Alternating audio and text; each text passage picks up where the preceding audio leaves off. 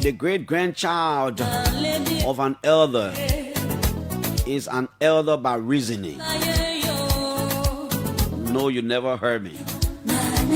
The great-grandchild of an elder is an elder by reasoning. Take it, live with it, keep it, and let's move on. And this is how I like to welcome you to a brand new month, the month of May, very special month to me. I wasn't born in May, I'm a January born, I'm a Capricorn. But I love the month of May. I like to say good morning, thanks to all of you for joining us. We are here again today to serve you breakfast. Thanks to all of you. It's because of you we're always here in the morning. Never shall we fail you. Oh yes, we shall not fail you. We are here to stay. The morning rush. Julius J would say the best thing that happened to radio at this time anywhere in Liberia. My name is Piso. Today is Thursday, 1st of May, the 5th month in the year, the month of my friend Sankologbo, who will be getting married this month, sometimes the last Saturday, I'm very sure of that. And of course, men are standing. Men are standing. I'm telling you, men are standing. Good morning to all of our guys. Robert Clark, Jefferson Massa, Armstrong B, Jerry Siakol. Oh, men are standing, man. Today's your birthday. Happy birthday to you. Today is a day, different day to different people. Some people are remembering the day for all the bad reasons. Probably you lost your friend, your relative, your loved one on today. Let me see, it's Veronica Neples Siafa, who lost the old man today last year. I don't know how she's coming on this morning, but I know the memory is still fresh. Vero, you gotta be strong, my girl. Okay. We'll take a very short break very shortly. Join our sponsors, make some money, and then we come back here and talk about Liberia's problems. Baka be a baby, oh, be a baby. We're coming right back. Well, Jerry Limi, Matthew Pia, all the publicity. Baka be a baby. We'll be right back.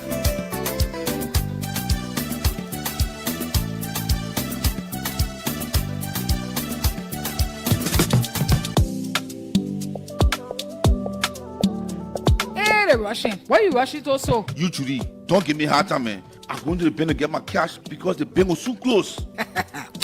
You can use the ATM? My ATM card expired ever since. My man, you don't need ATM card. Just use the mobile app and generate an e-token. All you have to do is to just log on the app. You click on Express Cash. Then you select ATM. From there now you select Generate e-token. Then you select the account you want the money to come from. From there you select the currency that you want. If they're Liberian dollars or US dollars. Then you put in the amount that you want, whether $10 or $20, you put it in and you generate your e-token. It's simple, like 8 numbers that will come to you. When you get that number, just go to any ATM there. All you have to do is to just select the C Express Cash on the ATM now. The place where you're supposed to put your ATM pin, that way you pull that 8 number. Then it will ask you for the amount, that money where you generated, that money will come with the ATM will pay you. So simple. Ego banners for me again. I will always make use of the express service big time. Echo Bank, the Pan-African Bank.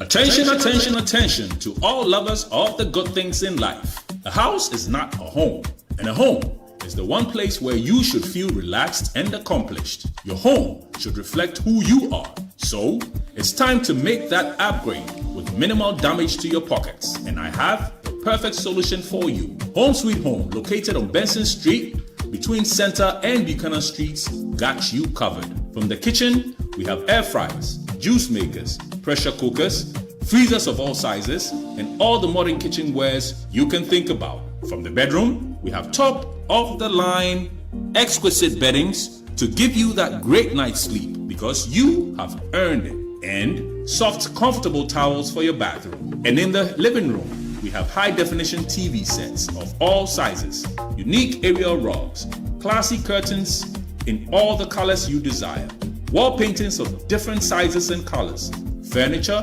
and everything you can think about for the home. All that at unbelievable prices. We even have low voltage, high quality washing machines and dryers to keep your clothes fresh and new at all times. As a bonus, we have fashion accessories for both the young and the old, designer quality bags, hats, and rare jewelries. So if you love yourself, your family, and your home, it's time to treat it right.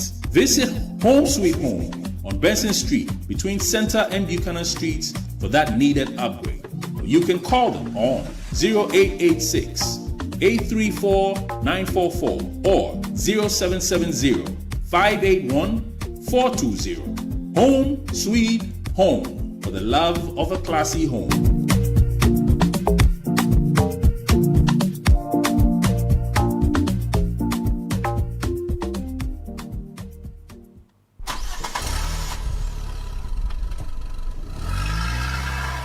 Your cars, generators, and other machines can last much longer when you use the right kind of petroleum products to power your engines. Sunek Group, located on Bushwood Island, is dealer and distributor of high-quality petroleum products across Liberia at available prices. At Sunek Group, we sell and distribute high-quality petrol, gas, and diesel fuel to fueling stations across the nation. Our highly trained, professional, and customer-friendly staff are always waiting and ready to serve you. We deliver your petroleum products to your destinations on time. No worries. Power your engines with the right kinds of petrol, oil, and gas today and save time and money. Come to Sunek Group, your one-stop distributor of high-quality petrol, oil, and gas. We are located in a BMC building opposite UBA Bank, just a block away from LPRC on Bushwood Island. For more information, call 0777-062-441 or 0886-473-164. Sunek Group.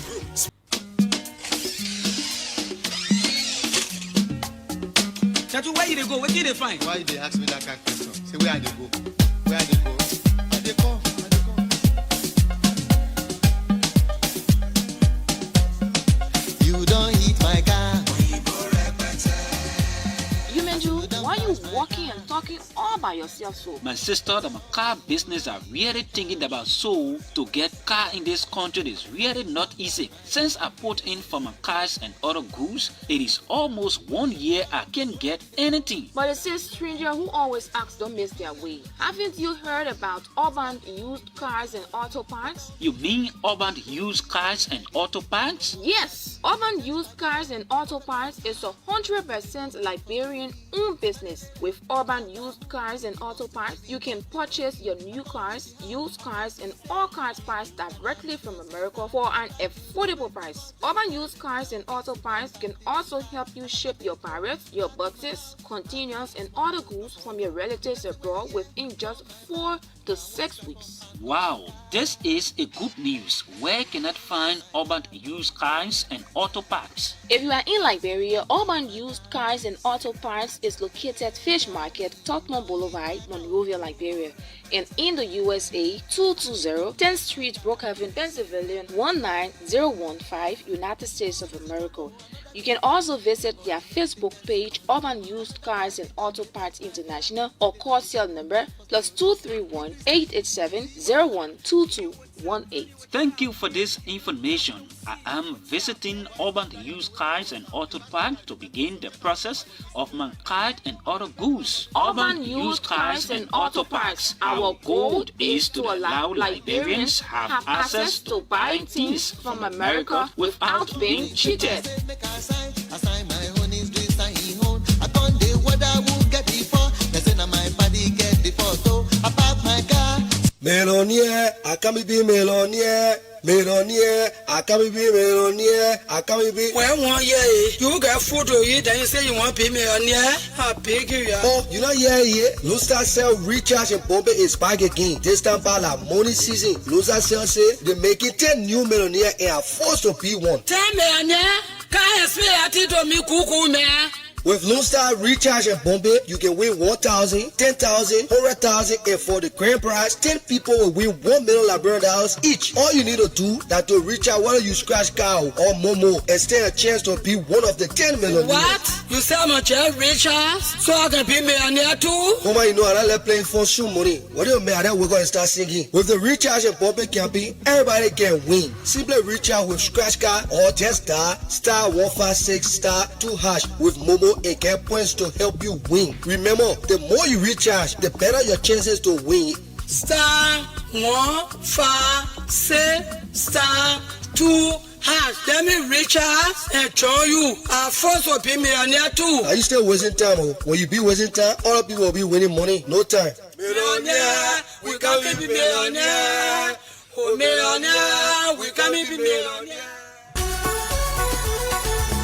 Okay, welcome back to the OK Morning Rush. It's OK on 99.5 OK FM from Lynch Street here in Liberia's capital, Monrovia. Good morning to all of you.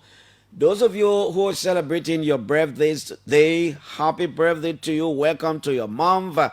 And being born the first day in the month, happy birthday to all of you. If this day is so special to you, in whatever way, happy special day to you.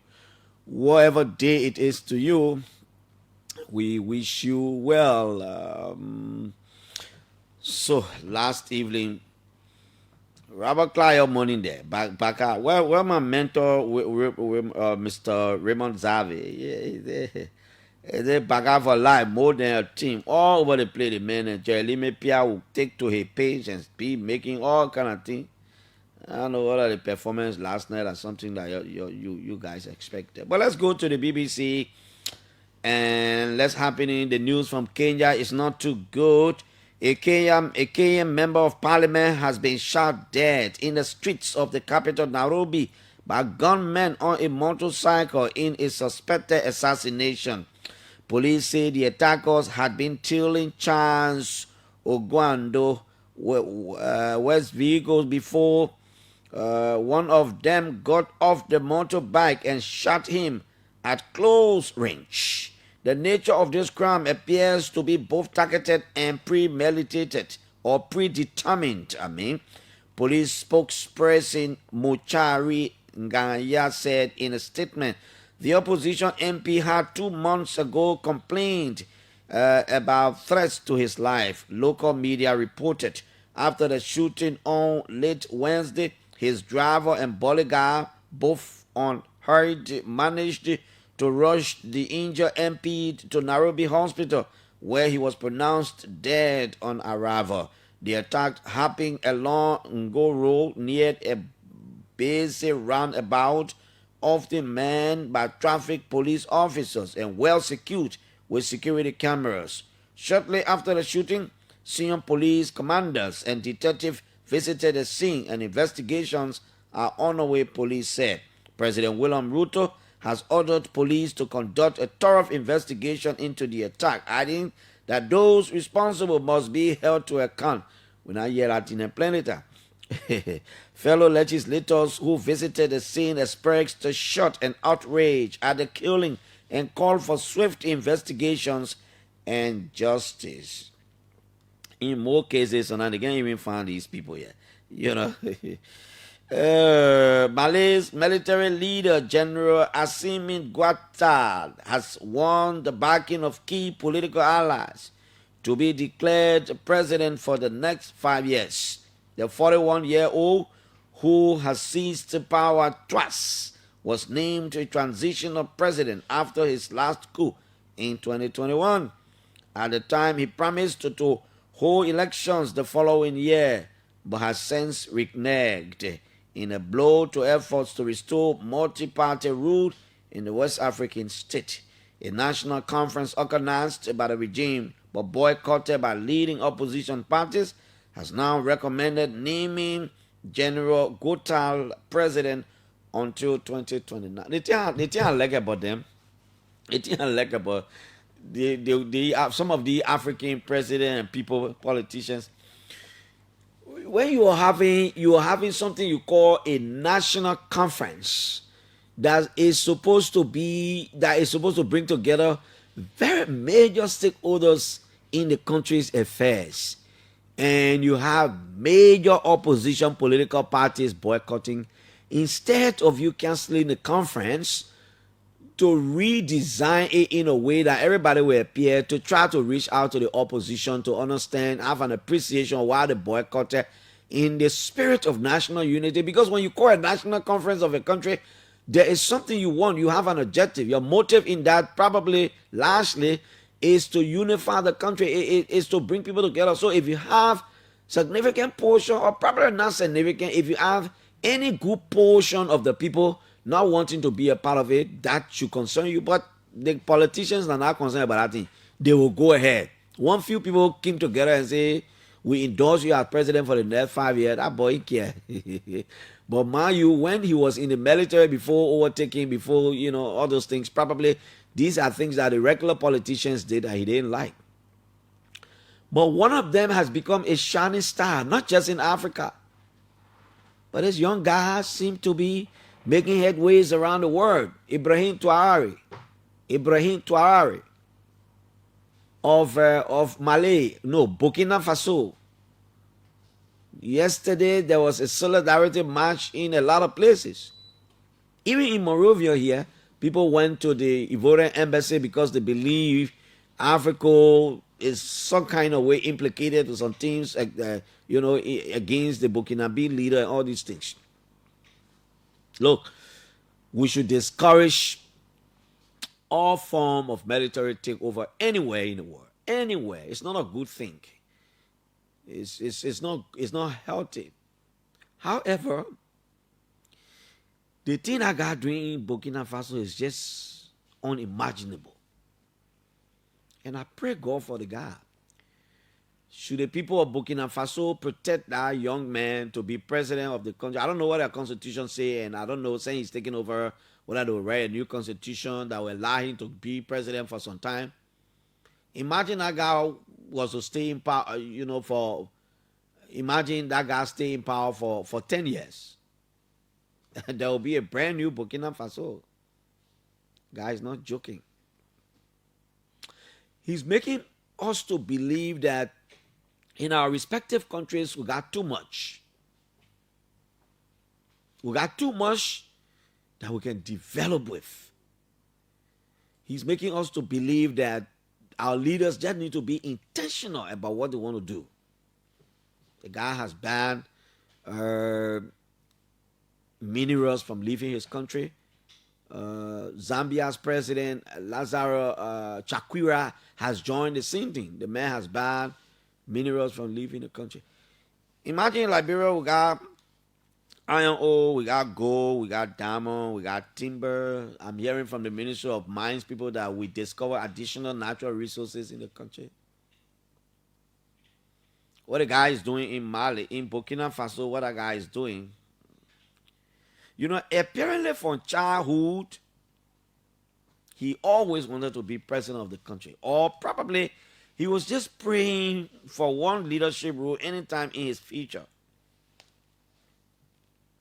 You know, because the path, the simplicity, the humility that the guy is exhibiting over there is so unimaginable. Yo, okay.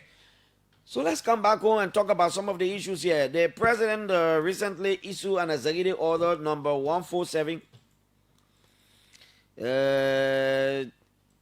instructing or mandating, or the executive order provides mandatory enrollment of all citizens and foreign residents and the use of the National Biometric Identification Card to access public and private services in Liberia. So the president issued executive order number 147 that will ensure the National Identification Registry takes charge to ensure everybody in this country, as well as the people residing here, will get enrolled into our biometric system, to the extent that even if you were passing through Liberia, but you remain here for 90 days, you are to be enrolled into the biometric system. The executive order.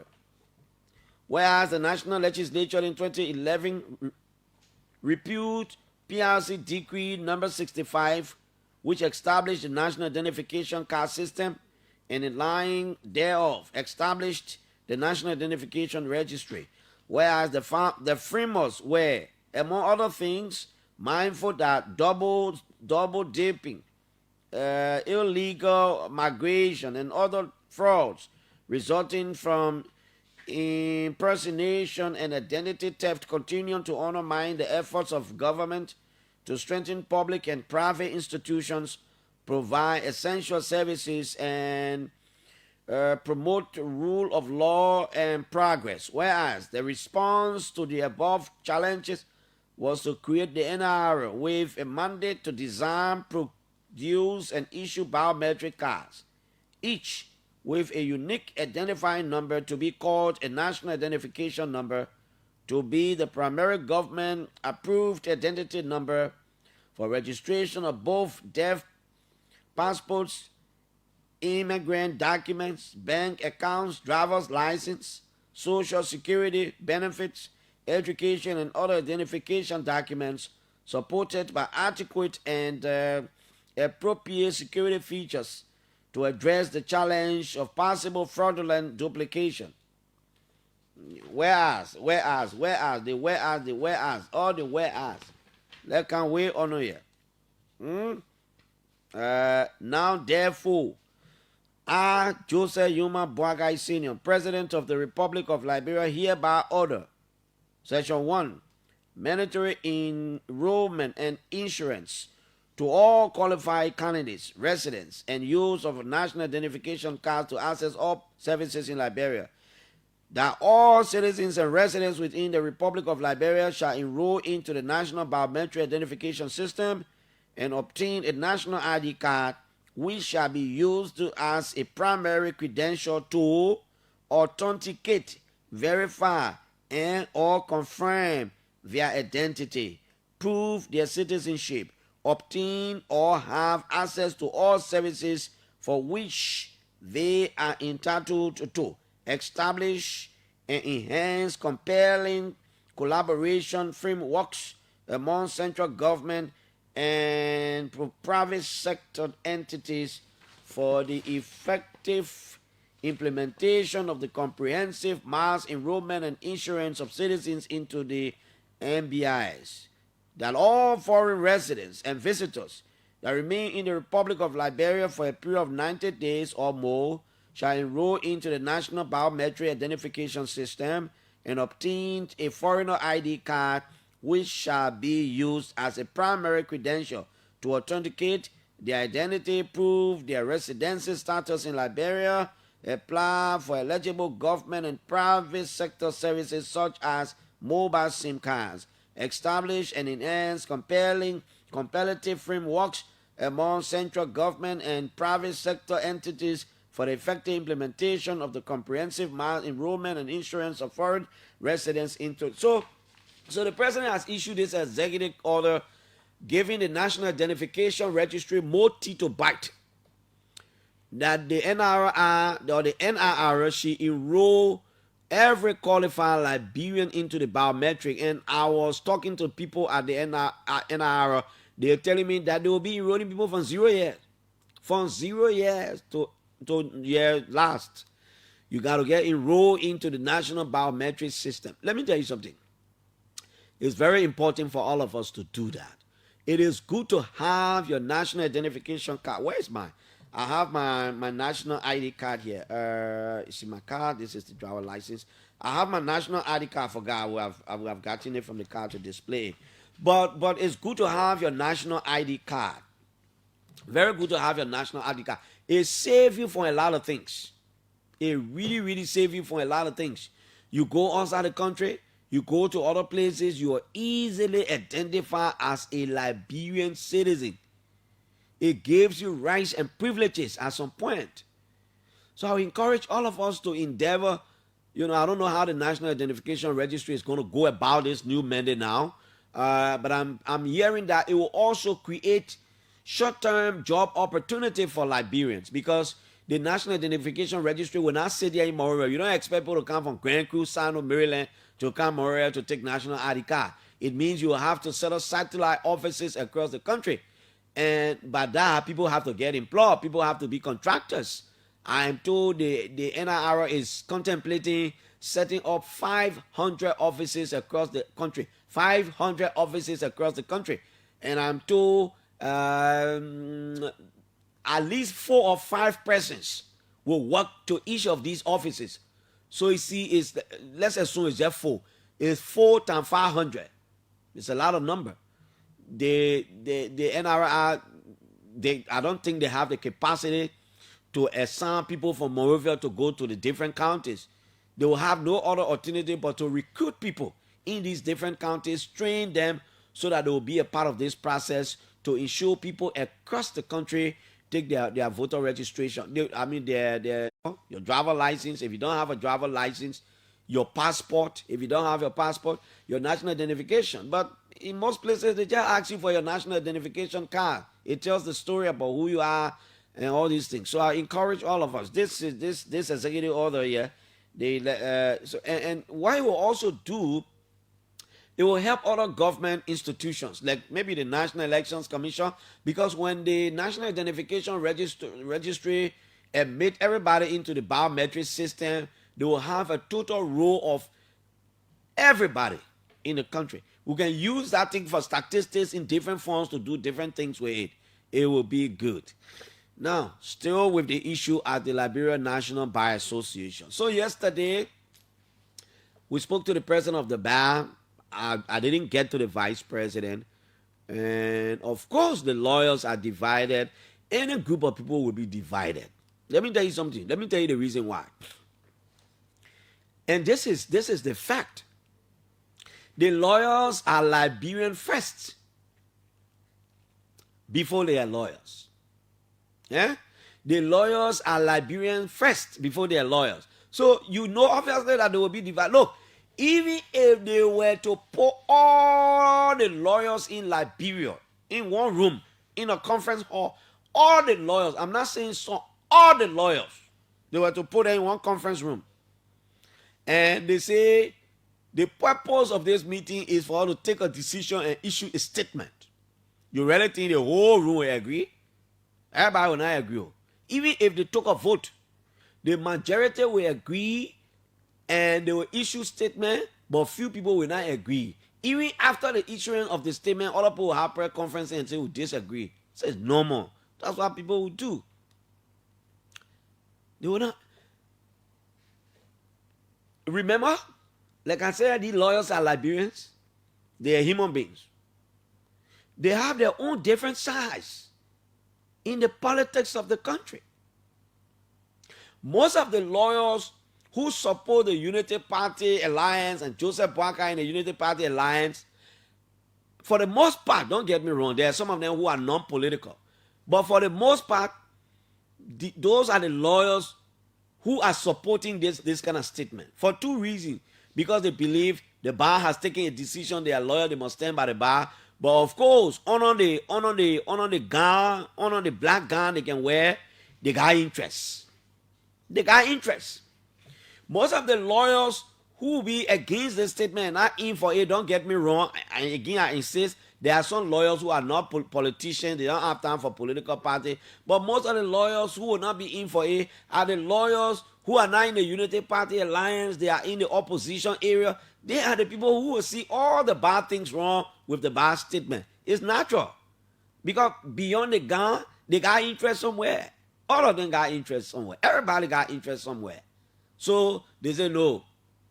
Now, if the bar statement, the bar issue, if it was like a statement supporting everything the Supreme Court did and in favor of Funanti Kofa, one group of lawyers probably who are opposing now were going to be the people happy with this statement, and then other group of lawyers who are not happy with the statement were going to be with the people who disagrees with the statement. That's natural. So it's not a big surprising thing. Even in the church, even in the mosque, in the church Sunday, when the church take a decision, some people can be there because of the respect of the pastor or something. They can want vent their difference. They can want say certain things, but everybody can be happy with the decision. But because at church, some people say they want to talk plenty. So, but when they get out of the church, some people say, me that decision, why you throw inside there? I don't think that's the right decision. Me, I don't think I want to afford that kind of money. You know. So yesterday, after all the hullabaloo, the National Executive Council, is that how they call it, of the bar, the National Executive Council, they issue a statement that I will read this morning. They issue a statement. Where is this statement? Okay. So it is called what? The Liberian National Bar's Leadership. What is statement? What are people? The National Bar Association. Okay. Yesterday they issued a statement. In the aftermath of the statement released by the president of the Liberian National Bar Association on the opinion of the Supreme Court on the amended Bill of Information filed by Honorable J. Funanti, an extraordinary section of the National Executive Council of the LMBA was convened on Wednesday, April 30, 2025. The NEC comprises of presidents of the 15 county bar associations and national elected officials of the LMBA. So the National Executive Council of the bar is a composition of all the presidents of the different bars in the different counties, including the 4 officials that are normally elected. So I think maybe they are 19 by reasoning, because it is the president, the vice president, the secretary general, and the treasurer. So maybe they are 19. In that meeting, the National Executive Council overwhelmingly voted to affirm the April 29, 2025 press statement issued by the national president of the LMBA, Councilor Bona M. Vama, and to continue working as seriously towards projecting a unified, purposeful, and radical LMBA. See the man, radical LMBA. The statement, which speaks clearly to matters of national concern, judicial independence, and the protection of democratic institutions, reflects the values and foundational principles of the bar as a defender of justice and advocate for the rule of law. The NEC recognizes that the national president's statement has provoked critical dialogues from all sectors of our society, which is indicative of a robust and the burgeoning democracy of our nation. The NEC reaffirms its support for the leadership of the National Bar Association headed by Bonavama. You heard all the other one. So they say it's healthy. In other words, we knew that, if the bar took a decision, everybody would not be happy. There would have been argument all over the place. We knew it. But we want to let the public know that the president did not do it without our acquiescence. We were informed, we were called to a meeting, and we overwhelmingly endorsed the decision and the statement that the president issued. So we stand with the president. That's why the National Executive, so it should just lay to rest the argument about what are they contacted the National Executive. So the Executive Council say, yeah, it was part of it. Now, one other statement that is creating exchanges, I'm looking for words here, on Facebook is the statement released by the Executive Protection Service, the EPS. The Executive Protection Service wishes to inform the public that it will withdraw security protection from any VIP protectee who publicly advocates for insurrection, rebellion, or violent protest against the government of Liberia.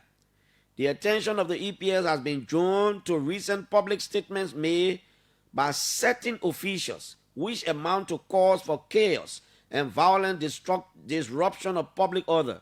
Such utterances are deeply concerning and inconsistent with the laws of Liberia. As mandated by law, the EPS is responsible for the protection of the president, the vice president, their immediate families, visiting foreign dignitaries, and other senior officials of government as directed by the president. This mandate is rooted in the duty to ensure the safety and stability of the Liberian state. A protectee who actively engages in or incites violence or rebellion against the government forfeits the privilege of EPS protection. As such, conduct directly contradicts the EPS constitutional and operational responsibilities. The EPS remains committed to providing professional, impartial, and robust protection to all its designated protectees. However, it cannot and will not be used as an instrument to undermine the peace, security, and constitutional order of the Republic. So the EPS is saying there are certain people it is providing protection to. It is on our obligation to provide protection to those people as mandated by the president and probably in keeping with laws. But the EPS says it will withdraw all of its security people from these people who the EPS is currently protecting, but engaging in acts intended to undermine the safety, the stability, and serenity of the state. They say some of the people who EPS people protecting, they are making statements. They are calling for, they are beating war drum. Let me just make it short. So EPS say if they got EPS officers assigned with you, and you're making any statement, you're beating war drum, you're making statements to undermine the stability of the country, they will withdraw those things from you, because that you are making these statements makes you to forfeit all the privileges that you're supposed to be having from the EPS, enjoying from the EPS. Now, there are too many discussions in the public about it. For me, I wish I had the opportunity to have the EPS law in my hand, because I want to know what the laws say. Okay, so the EPS say it is its responsibility to provide protection for the president, vice president, their immediate families, foreign dignitaries, and other officials of the government as mandated by the president. What does the law say about former officials, former presidents, former vice presidents, former speakers, former deputy speakers, and former officials? If the EPA is providing protection for former officials, whose prerogative is it to withdraw EPS officers from these officials just in case? What does the law say? Is it the prerogative of the EPS to do it at the discretion of the EPS director, or such decision is supposed to be mandated by the president? I'm asking because the EPS in this mandate is saying it is its prerogative to provide protection for the president, the vice president, their immediate families, foreign dignitaries, and other officials as mandated by the president. That's what I'm asking. Who decides when the people should be withdrawn? But the EPA has also insisted here that what constitutes withdrawal is, or are some of the things they listed here. If you be war drunk, if you're inciting people to violence, they'll automatically withdraw your protection because it means you abuse your privilege. What do you think about it? What do you think about it? Because the EPS is supposed to be the institution that providing protection for these people. And when you are enjoying from protection by the state, there are certain obligations on your part. That's the fact. They say, to one who much is given, much is expected. So if the state is providing protection for you through the EPS, you also have responsibilities. So if the EPS think you are overreaching, can they take any decision? Is it at the description of Sam Gay? Or, at some point he will have to get mandate from the president to do so. What is it? I will try to talk to some people to see what I can get the EPS Act or the standard operating procedures, so I can see what's in it, so I can see at what time who's responsible to do what, how are security recall or withdrawn from people, or all the kind of things. The other side of it too is the political side. Some of these people who are benefiting EPS protection are opposition politicians. They will argue with you that some of the statements they are making are political. So do you want to be mindful not to just withdraw EPS from people so as not to make the situation to look like you're witch hunting people, you're making people vulnerable? For example, if you were to withdraw your EPS from the former president of the former vice president of the country, what do you think will be the optic? Will be that you're trying to make these people vulnerable. So, and all these things we can consider. But again, the peace of the country matters too. So it's a mixture of being careful and, there are medium through which people can communicate, Why if these people make statements that you think are undermining the peace and stability of the country, or they are inciting violence, maybe you want to reach out to them to say, hey, mom, hey, Mr. Former President, hey, Madam Former Vice President, I can understand the politics, but sometimes let's be careful. Remember, you're enjoying security protection. Sometimes, can you talk it at your level before issuing statement or what? So we don't have the country so tense. Don't get me wrong, the security people will have to do their work. If they think there is anything endangering the state, it is their responsibility by law to do so many things they say they can do. However, there are other medium through which people can communicate differently and people will understand, and then we can have some level of stability here, and all of us can move ahead. Because listen, all of us will have to keep this place peaceful first. If the place is not peaceful, I will not even sit down here to say I'm talking as a journalist here on the microphone here. You will not go in the market to sell your bitter ball. Children will not go to school. Gas stations will not open. At least we forget these things. So sometimes people will be talking, BB talk. When a place is not calm, this place is not peaceful. Yeah, you think by extension it will undermine the government's democratic credential because people protesting, investors will not come and blah, blah, blah. But who will suffer it? All of us. Because there will be total breakdown here. Nobody will be able to do anything here. And I don't know what are you, the politicians, say you have the chance to mount podium to be speaking to people who made it play tense. That is the reason why in the midst of all these things, we still insisting that President Joseph Newman Boakai should call a meeting of major opposition political party leaders. It is important, Mr. President, to do so.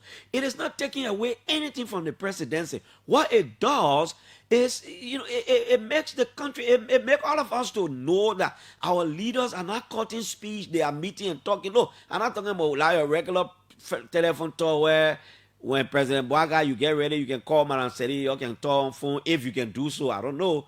Maybe if you're ready, you can call George Weah. George Weah ready, he calls you and that kind of thing. But our leaders are supposed to be friends. Yeah, the politics. Who told you George Weah want to come back to power? George Weah want to come back to power. Anybody who want to come back to power, does that negate the fact that he and Joseph Boakai can be meeting and they can be talking? They can get divided based on policy and ideology and philosophy. But it means that they can be talking. I've always said this.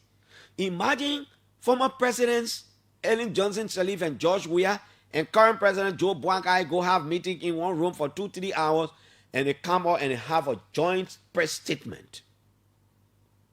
Imagine the reflection. It will send a wave across the country. That look, in the midst of all these things, our leaders are talking. And the responsibilities is on the shoulders of the current president, the sitting president, President Boakai. The responsibility is on his shoulders. Call these people to meeting in the midst of all these things. And, have an appreciation of what they think, what's going on in the country. What advice? Listen to them. Talk to them on different issues. They too are former leaders. You too will be former leader one day. Let them tell you some of the things that they think bringing some of the tension in the country. You may necessarily not agree with everything they will say, but the idea is y'all meet. And I dare anybody, when y'all meet, y'all will agree on some things, no matter what. There will be something y'all will agree on to say, you, Ellen, and George Weah, y'all will agree on some kind of thing to say they want to hear that truth. I think I have to get rid of it. I think I have to address it. They want you to talk that truth. Because in those kinds of meetings, some people can be honest.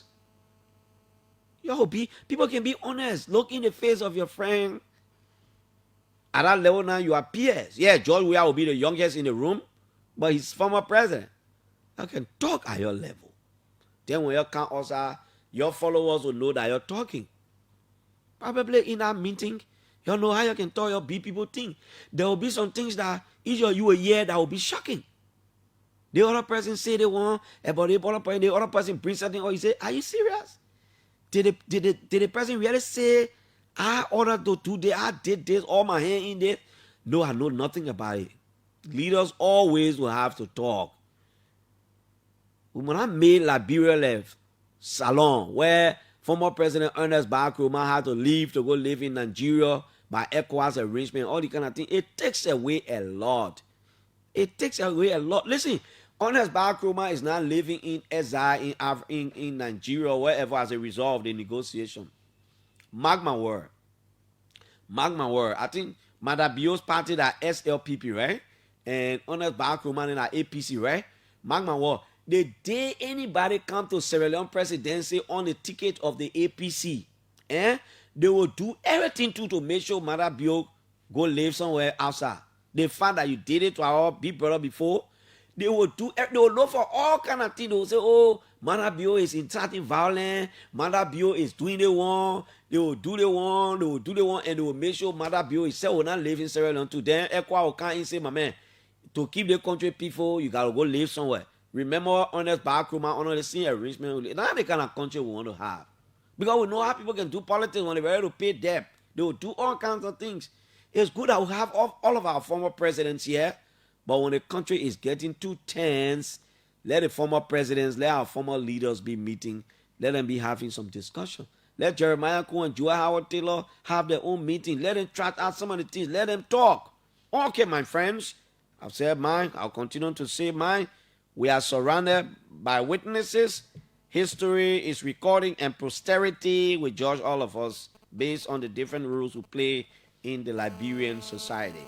0777 700 995 0555 995 995 86 026 995. Let me try this line. Good morning. Good morning, Karen. Good morning, sir. My name is Dean Alonkai. Big brother, how are you? I'm fine. You call your name, I won't go sound on you straight, man. But let's hear you. Well, we'll find different time on that. Let's talk about the EPS. Mm-hmm. I serve in the EPS. I think you're a former EPS official, right? Yeah, I remember that. Yes, I name. did. Yep. Well, so talking on the protection, I think there are only two specific provisions. Okay. The presidency and those authorized by the president. Yeah. It can be anybody, but those are the two that get EPS protection. There is nothing to say give it to John or give it to Paul, except those two provisions. Yeah. So, okay. I know about it. I served there. So the EPS, so the presidency endorsement mandated by the president. Yes, the two groups. So what do you know? What are the process of the EPS withdrawing people from you? If they can do it with no way, at their will and pleasure, if they think something is in danger in the state, and blah blah blah. Well, again, if it was mandated by the president, there is normally going to be that discussion with the presidency. It might not be the president himself, but the presidency. Okay. Then the EPS director also weigh what is going on and then make a decision and inform the presidency. Okay, Mr. Nanoka. Thank you. Yeah, because I know I heard the name too much. They say you're a former EPS man. Hello. Good morning, Clarence. Good morning, sir. Eric right here. Okay, let's hear you, Eric. Clarence, what we are experiencing is the arrogance of power. Okay. Listen, Clarence, the EPS commander or whoever director has failed to understand that the very people he served today will be former leaders tomorrow. And as such, if you don't respect former leaders today, the question is whether the current leaders will be respected tomorrow. You have championed this on your platform many times that we should respect former leaders. Take, for example, our president during the heat of the campaign said, if the tempo of this election, it will be the end of this nation. He was criticized, and his supporters said it was a freedom of speech. Did they take away his security? No. Did they take away his immunity? No. We should stop. But at that point, it was at the will and pleasure of the government to decide that or not. But Eric, why if the security deemed you dangerous because you are beating war drum and they think you are making attempts to incite violence? If there is anybody inciting violence right now, it's the person who is trying to trample with the rule of law. And if there's anybody who is tumbling with our rule of law right now, it's the president who has failed to adhere to the Supreme Court mandate. Like I said the other day, there are three branches of government. One is responsible to make law, the legislature, and the other one is there to interpret our law, and our laws have been interpreted. The next is the enforcement of our law. The executive have failed to enforce the law. So if there's anybody trying to temper our constitution, it is the sitting president. So if somebody says the president either adhere to the law, to the rule of law, or invite chaos, that's two-way street. Okay, Eric, thank you. Thank you. 8:15, we'll have the Liberia Diplomatic Think Tank.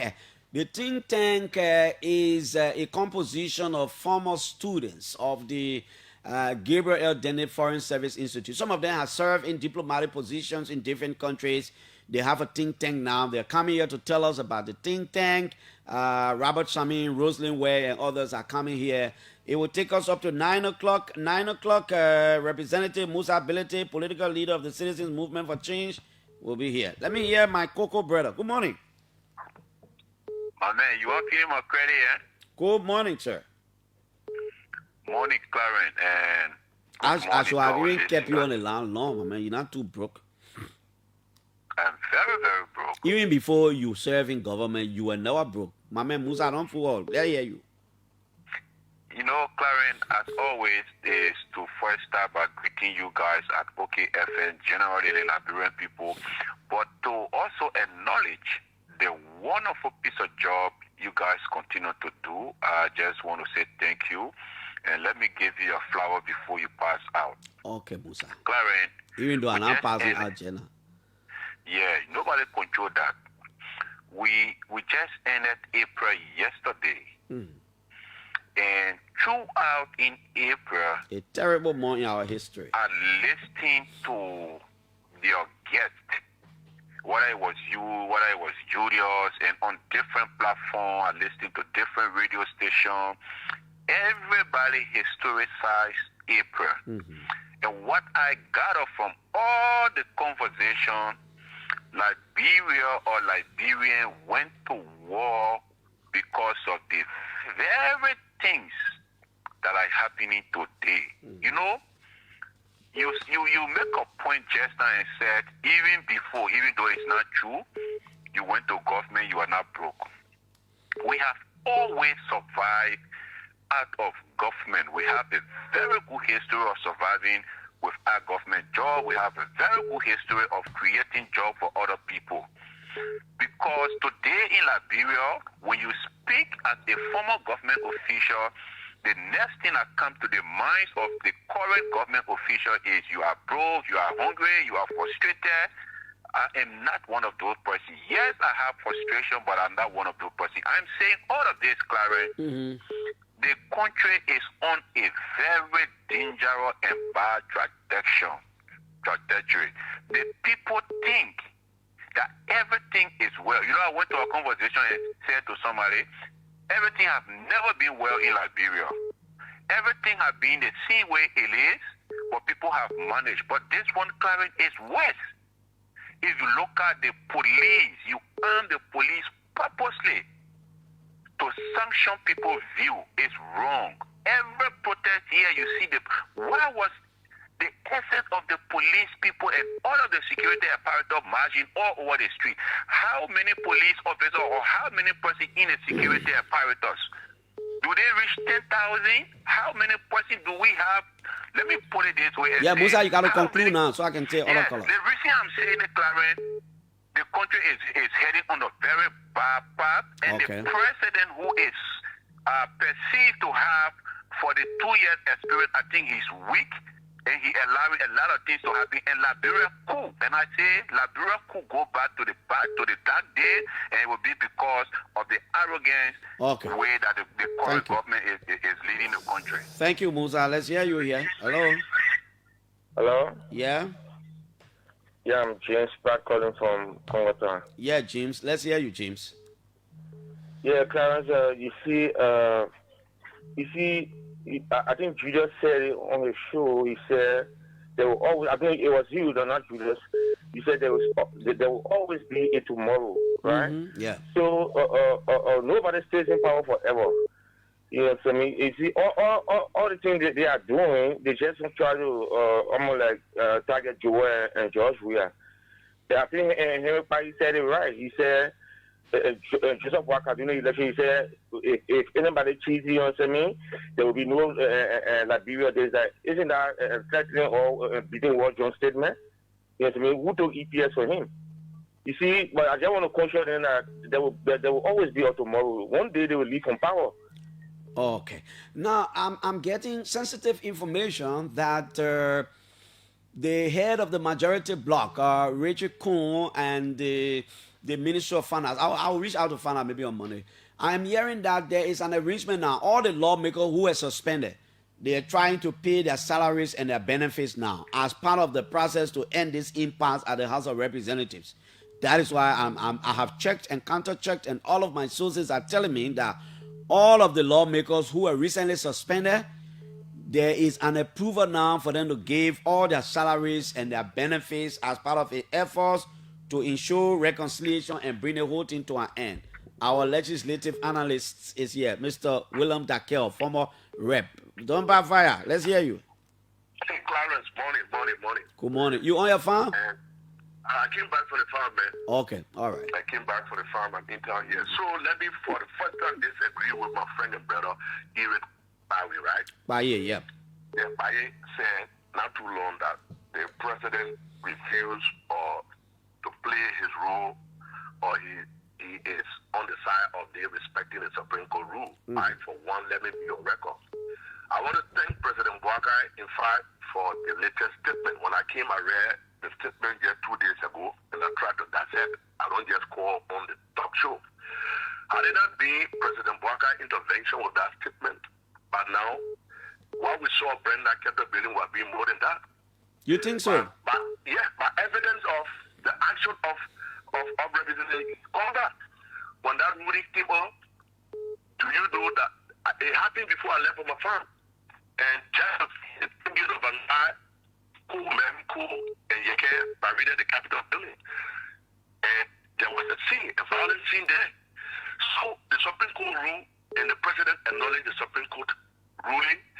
And all he did, he said, look, let me leave the war you people been talking about today. But in the Capitol building, at the level of the Senate and the House of Representatives, the higher decision-making power in the House is plenary. So the president said the higher decision maker is what I will work with. It is incumbent upon Councillor Kofa and his team to have come up with plenary. The next sitting, President Buakai will go there. He knows fully well that will not work. That's why he said the impasse at the House of Representatives has ended legally, but there's still a political problem, and that's why he came in. He stepped in as a political godfather who has served as president of the Senate for 12 years, and then presently presiding as the president, the chief. He is the chief scribe of this republic who understands the dynamic. Had it not been his intervention, Clarence, you are not seeing the background of a statement today. Now let me ask you that, Kel. Maybe I will keep you for some time. Maybe you will be the final, or I will take one other person. And I'm asking you based on your experience, and I could do this to any other former lawmaker. Even anybody call after you former lawmaker, I will take them. Now, okay, so the Supreme Court has ruled, recognizing Kofa. The majority bloc has taken remedy of the law. They go for re-argument. Let that legal side. Because I think the political side is where the thing is hinged on now. From your experience, how can this thing get resolved once and for all? You just started saying something that you hear about lawmaker suspension. Yeah. Remittance will be made. You know what is happening? That is the political game that is being played. Have you followed the exodus? I'm following. People leaving from one camp to another camp. That is the political agreement that is ongoing. Because the guys have vowed to say that, look, as far as we are concerned, this thing just brought embarrassment, but the coach who have had no business actually even trying to intertwine this thing because it's purely political. The coach, the same thing the coach did in the case of Tano. When we ran there invoking Article 33, they told us go back and do what we can do for you. And over and again, when we came down, we were around 28. When our number dropped to 21, we told Speaker Taro, as far as we see this thing going, you must exit.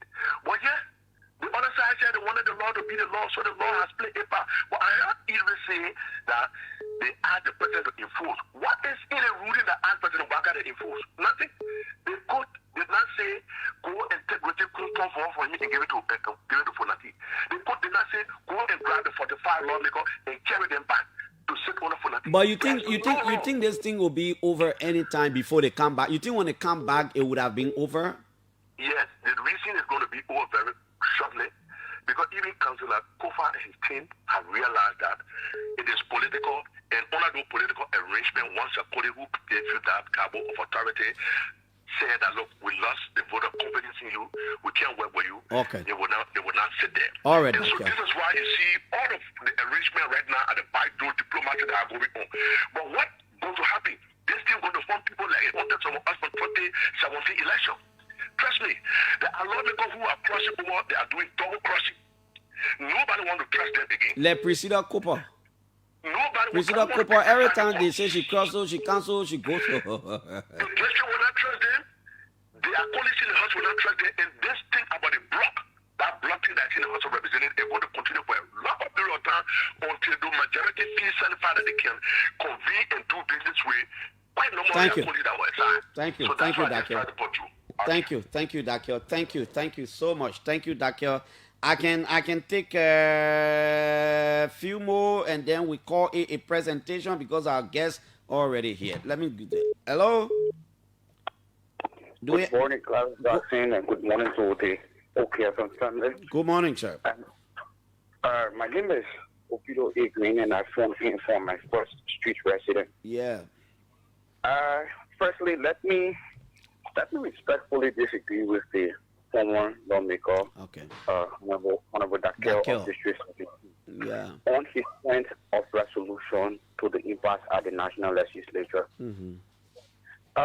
Clarence, like everyone will always say, the law is the law. Mm-hmm. And there is no different way for which that, in fact, someone will boycott a legal process and say they will solve it on political understanding. Okay. That creates a path for which that, in fact, it gross disrespect for the rule of law in any setting. Mm-hmm. To what extent that, in fact, the camp of the majority bloc might generate even 60 signatures to form a resolution. That resolution must be presented in a session presided over by the Speaker of the National Legislature, Honorable Kofa. It will be in set section for which that, in fact, it will reaffirm that resolution, and then it be transferred to rules and order after rules and order to committee on judicial.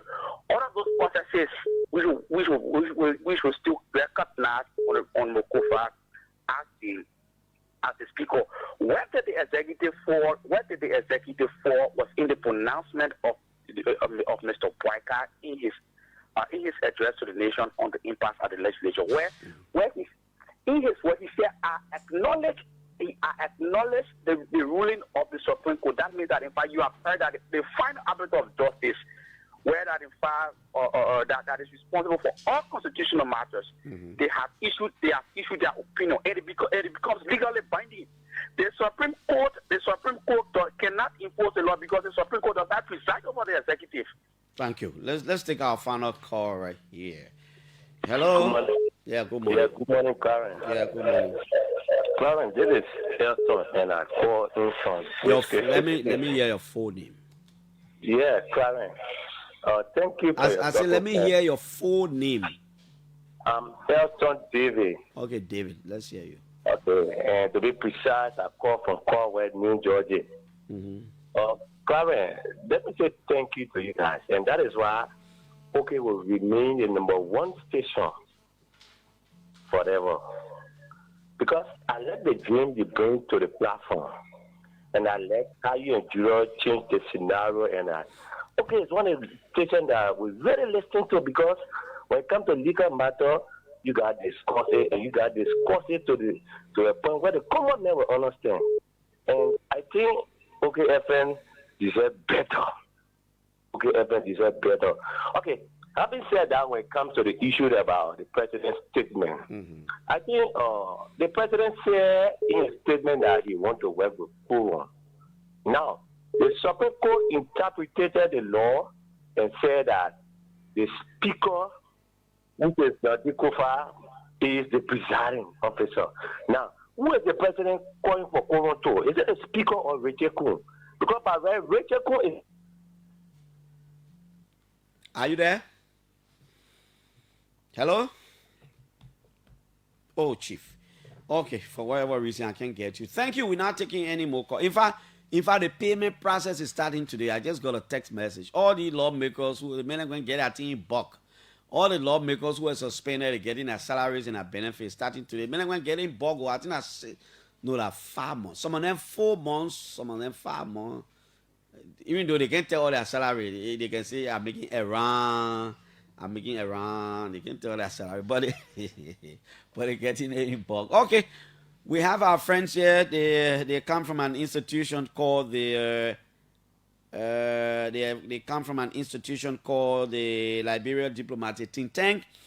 They will be telling us exactly what that institution is. What do they do? Rouse, I mean, if all of you will introduce yourself. When you're finished, I'll ask you one particular question, and the question will be only for Raul, Sami, and BJ. You BJ, right? Okay. BJ always call on the show. I tried. Good morning. Just introduce yourself. Yes. Thank you, Clarence. Good morning. My name is Robert Samin. I am a senior program and policy advisor and member of the board of the Diplomatic Think Tank of Liberia. Okay, let's hear you. Okay, my name is Roslyn Colway. I'm the Deputy Executive Director for the Liberia Diplomatic Think Tank. So, I'm Hilary Kedi Buji. I'm the board chairperson of the Liberia Diplomatic Think Tank. Oh, you big man. Raul, you're a Yes. traditional man from Lofa. I know that very well. Nobody got to tell me. Yes. When your child lost, your child get missing from the house. Yes. For many years, you're not seeing the child. And maybe you think the child lost finally. Then you go lose somebody who came to visit you, came with your child. What you do?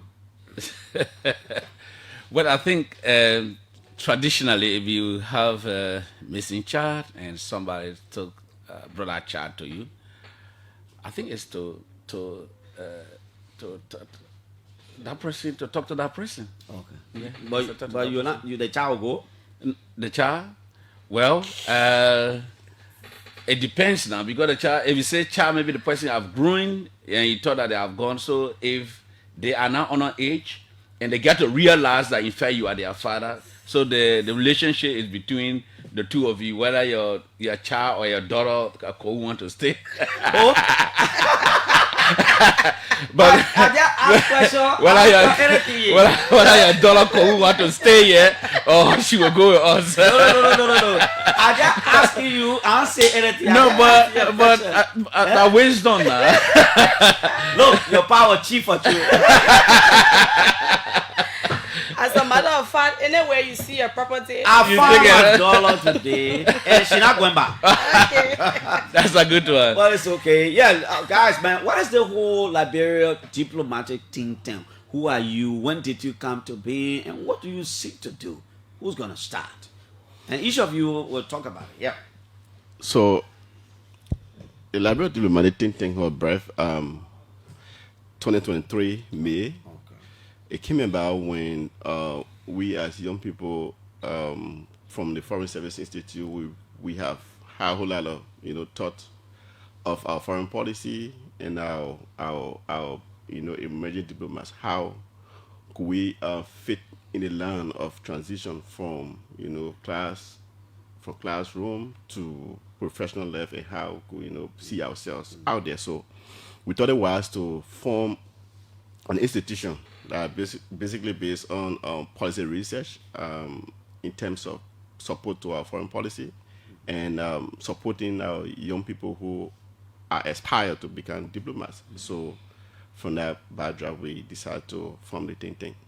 Okay. Anybody can add? Yeah, so the think tank has, we have a structure and we are a legal institution operating. We have an executive director. We have deputy executive director. We have human resource person we have public relations person, and we have our board member. So we are a well-structured organization. Yeah, Mr. Simon. Yeah, thank you, Clarence. Of course, this is something that I deeply admire, that I have chosen as a career. So when our colleagues put this together, when I returned from Addis, I saw this organization. Before I went, we had a discussion around, but because I was in active politics, I could not be involved. But now that I have resigned from politics, I want to see my professional career developed. We took interest in this institution because diplomacy, as a student, is a noble and distinguished career. So and as it is in Liberia, you don't really have any institution basically focused on diplomacy.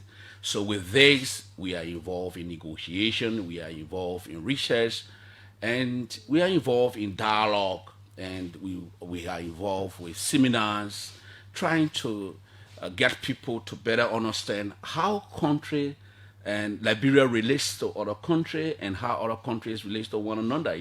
The kind of geopolitical dynamics from the perspective of a sovereign state. So that is how we are involved with this, and I'm happy that I'm a member of the board. Thank you. How does one become a member? Who becomes a member? That you are a graduate of the Gabriel Denny makes you automatic member, or wow? How does one become a member? So membership is opened. We usually, most often in these organizations, people express their membership, but in terms of committing themselves, the time they try to go away. So we usually have meeting, and from the meetings, when you are invited and you continue to show your support, time, effort, you become automatically. Though we have procedures, we have form, you fill in, you have you collect about data from this information, you are automatically captured and become a member of the think tank. Okay, that's good. The Liberia Diplomatic Think Tank. What's your strategic plan? I mean, is there anything you want to get involved with this year or next year? Or what are you doing? What's your plan? Yes, we do have. We had a retreat earlier this year to develop our strategic plan. We have a 5-year strategic plan. And the first thing is, this is our very first time, I think, appearing on talk show, where we have been issuing press releases, making press statements. So the first thing is to make ourselves very visible, let people know what we do, and get more professional people coming to join us for us to do this together. So that is something that we are doing as part of our engagement, our plan. And the next thing is that we want to conduct some research, especially looking at the region, the West African region. So many troubles in so many corners. So we want to see how we can do some research to be able to advance some white paper or policy paper or whatever you call it, green papers, to suggest solution to some of these problems that we have, like the situation that we have in the Sahel region, Niger, Mali, and Burkina Faso. They are broken away from the ECOWAS grouping. So what does that mean for West Africa, especially where you have these militants, these jihadists or extremists? So what threat does that pose to the greater body and also to Liberia, because Liberia is close to those countries?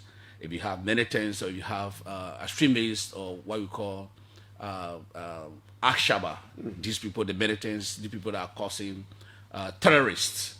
So what can we do as a people? Do we just sit and look at, as a diplomat, as researchers, do we just sit and look at it and leave it like that until we are all caught into it?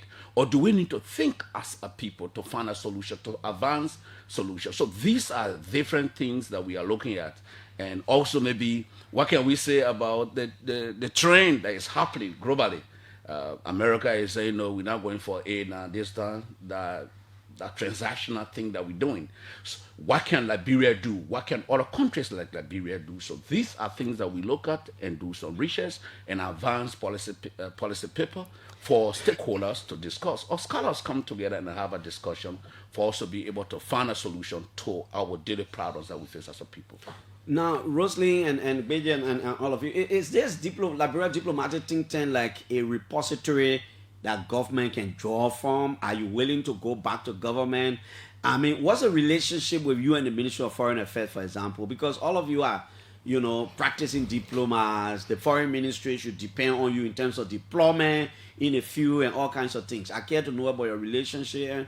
Are you willing to get deployed? Are you like a repository where when we want people in foreign service, train people who can look up to the Liberia diplomatic think tank and say, man, you give a farm president who beg you, So the think tank not basically a depository institution that the government will do recruitment from, but it is an institution that support the Liberian foreign policy, try to provide recommendations in terms of how the foreign policy of Liberia, how does it suit the interests of our country, because when we talk about foreign policy, is basically crafted based on your domestic policy.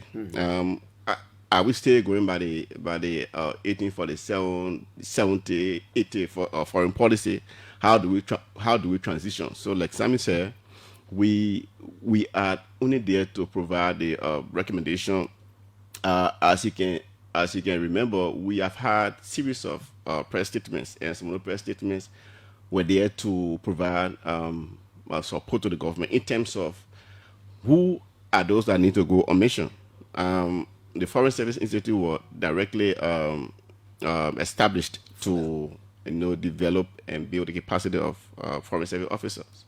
But we have seen or we have heard some recruitment people who didn't have any foreign diplomatic service knowledge. So we are not part of government, but we only guarding that government should go. The foreign ministry should go by the foreign service handbook, and which of course currently we have had some understanding of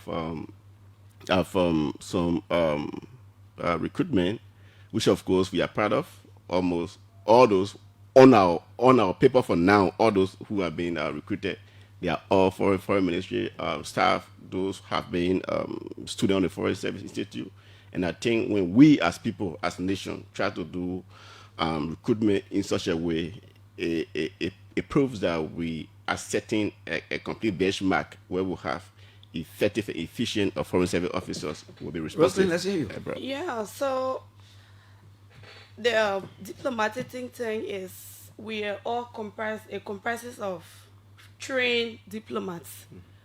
You have to be a graduate of the Foreign Service Institute to be a member.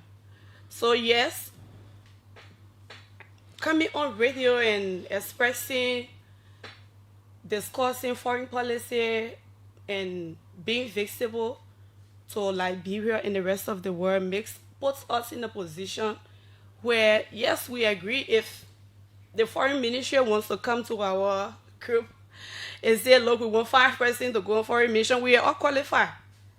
That's the part I wanted to add. Yes, we are all qualified and trained diplomats. Okay. Yes, so let me just also add to that. Of course, we have a very excellent relationship with the Ministry of Foreign Affairs. Yeah. And in fact, part of our appearance today is to support, to come and also campaign for Liberia. We're coming there. Yes, so no, you are asking whether we have a relationship. Okay. So I'm trying to say to let you know that we have a very excellent relationship. The minister supports us in terms of what we do.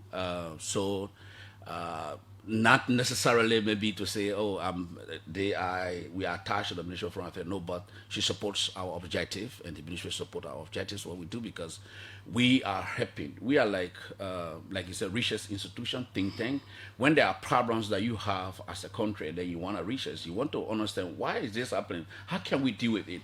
If you try to put decision making, public policy making with research, it helps you, because then you are making decisions based on data, based on facts. You're not just suggesting, but you're not just guessing, but you are making a decision based on available research, funding, and data that will support your decision. So that's what we are, and that's what we do.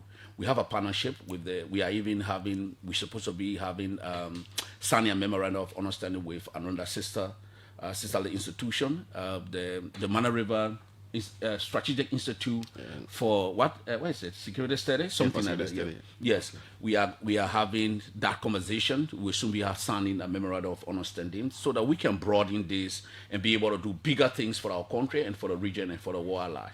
Okay, now, this is where we're learning to the next point. Next month, today's May, so I can say next month safely, Liberia will be, how do I put this thing? We're contesting. We want a non-permanent seat on the UN Security Council. The Minister of Foreign Affairs has been all over the place in Africa and other places trying to rally leaders to support Liberia's bid. What role people like your institution or institution like yours could play in ensuring that Liberia gets exactly what we want? So if I could begin with, before we go to that, we brought you a package for the campaign, and I want to present it to you. I don't just want to give it to you like that, man. To it officially, on behalf Liberia for United Nations Security Council. On behalf of our executive director, Mr. Emma Williams, Okay. and the Minister of Foreign Affairs, Her Excellency, Madam Sarah Besrayanti, I wish to present this. The memo done it on the show. Is it the one that your folder? You can put your thing there, and of course you got Can you put it on the Oh, you know, screen? no, you see it. The man seen it. The people brought donation for me, as part of Liberia's bid. The people campaigning every You see the pen, and then here you will see the 16 traps that we have in the country on this, yes. And then I think I got key holder inside here. Please show it to me. Yeah, key holder, everything for you alone. For you alone, sir. So that is, we are presenting that on behalf of our executive director and Her Excellency, the Minister of Foreign Affairs, to tell you that we are having a relationship with the Minister of Foreign Affairs and we support Liberia's bid for the non-permanent seat on the United Nations Security Council. And this is good. Like you said, what do we do? As an research institution, we advise government how to proceed. What do we need to do to get this? And when we get it, what do we do with it? There we come in. Now that the government is going for it, that's good. But how do we get it? When we get it, what do we do with it? What does it mean when we get it? So there where we come in with advice, with policy, position statement, and we come in with those kind of different things. Yeah, that's the role we can play. Okay, let's hear you, Beje. So, but before we go to Beje, Robert, do you what's it?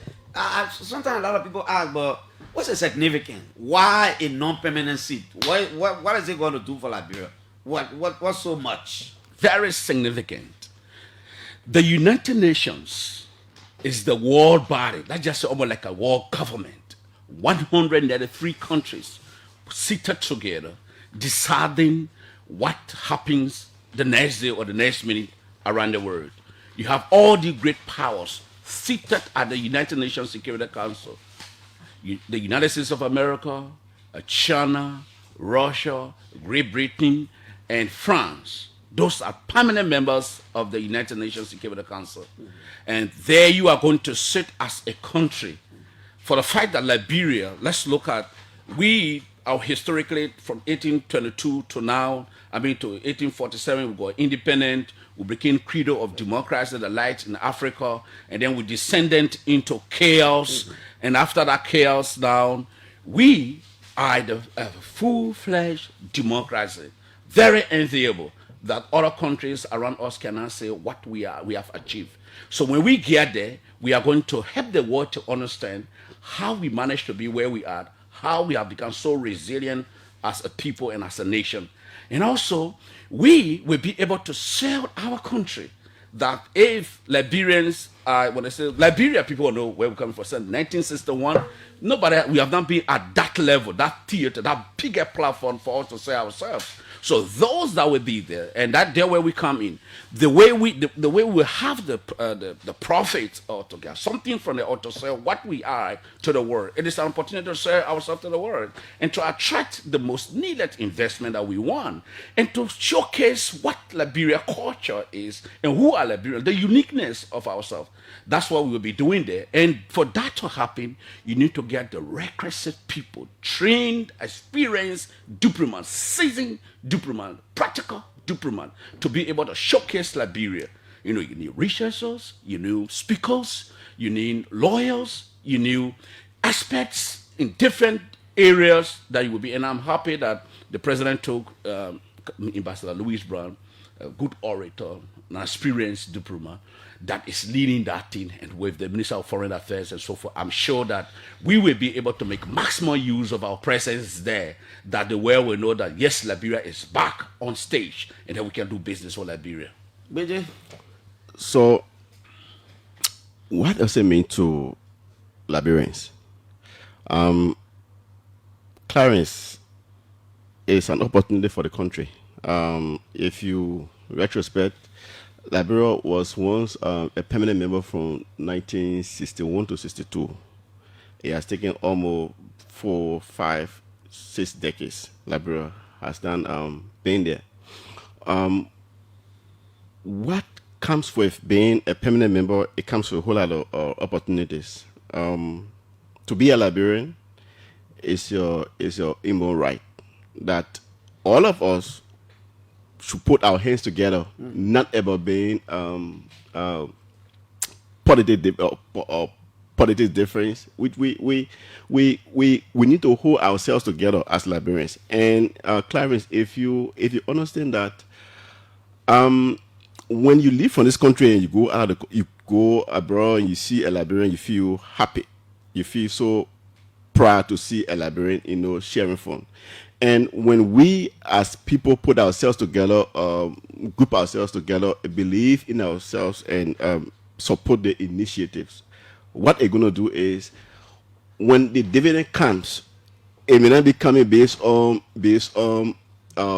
political party, it may not be coming based on tribe, but once we are qualified, you're a Liberian, that reflection will be on you. You'll be selected based on what your country did. So I think what is important now is we need to put ourselves together as people, put our political differences aside, group ourselves, and I must appreciate the past regime, Honorable Kimia, President Weah, who started this initiative.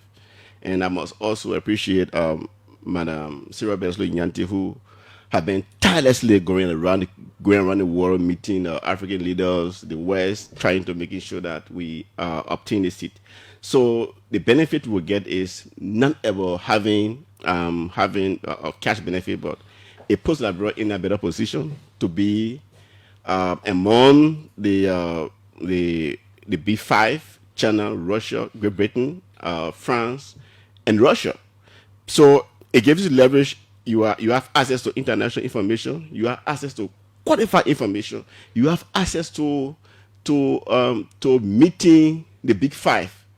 This thing puts you in a place to have that opportunity to put forth your country plan. Rosalie, you want to say something? Yeah. Okay. So when it comes to what Liberia tend to benefit or what do we have to show, we have a lot of potentials in Liberia.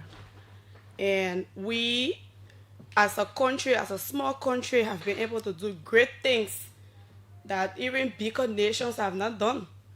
We elected the first female president in Africa. So we are going out there to the world. Some of them might be thinking, how did they manage? How did she emerge? We have our Iron Lady, President Salif. She's former President Salif. We have 2 ladies also who won their the Nobel Peace Prize from Liberia.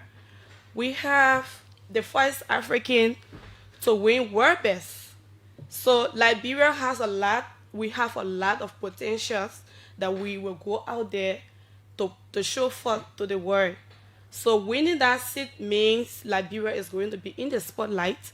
We will be speaking on behalf of other nations, African nations, and they'll be depending on us. Okay, let's go to the line and take some calls. While you are going on the line, let me just add something to that. What better platform there is to sell your Arrest agenda than the United Nations platform? Yeah. That's the biggest platform. That's the biggest platform that because we have about 8 billion, we want to talk to people, partners across the world. So that is the biggest platform to take your plan to sell. Like our colleague, my colleague was just saying, we got a lot of good things about our country that we need to tell the world. Everywhere today now, the most problem we have in the world is conflict. But we've been in conflict. We killed, Liberia went to war and killed people, destroyed the country. How did we come out? And since we came out about 22 years, we are strong. Uninterrupted peace. So how people want to learn from us. In as much as we'll be selling ourselves, we will also be teaching the world how did we manage to get the good things in our country.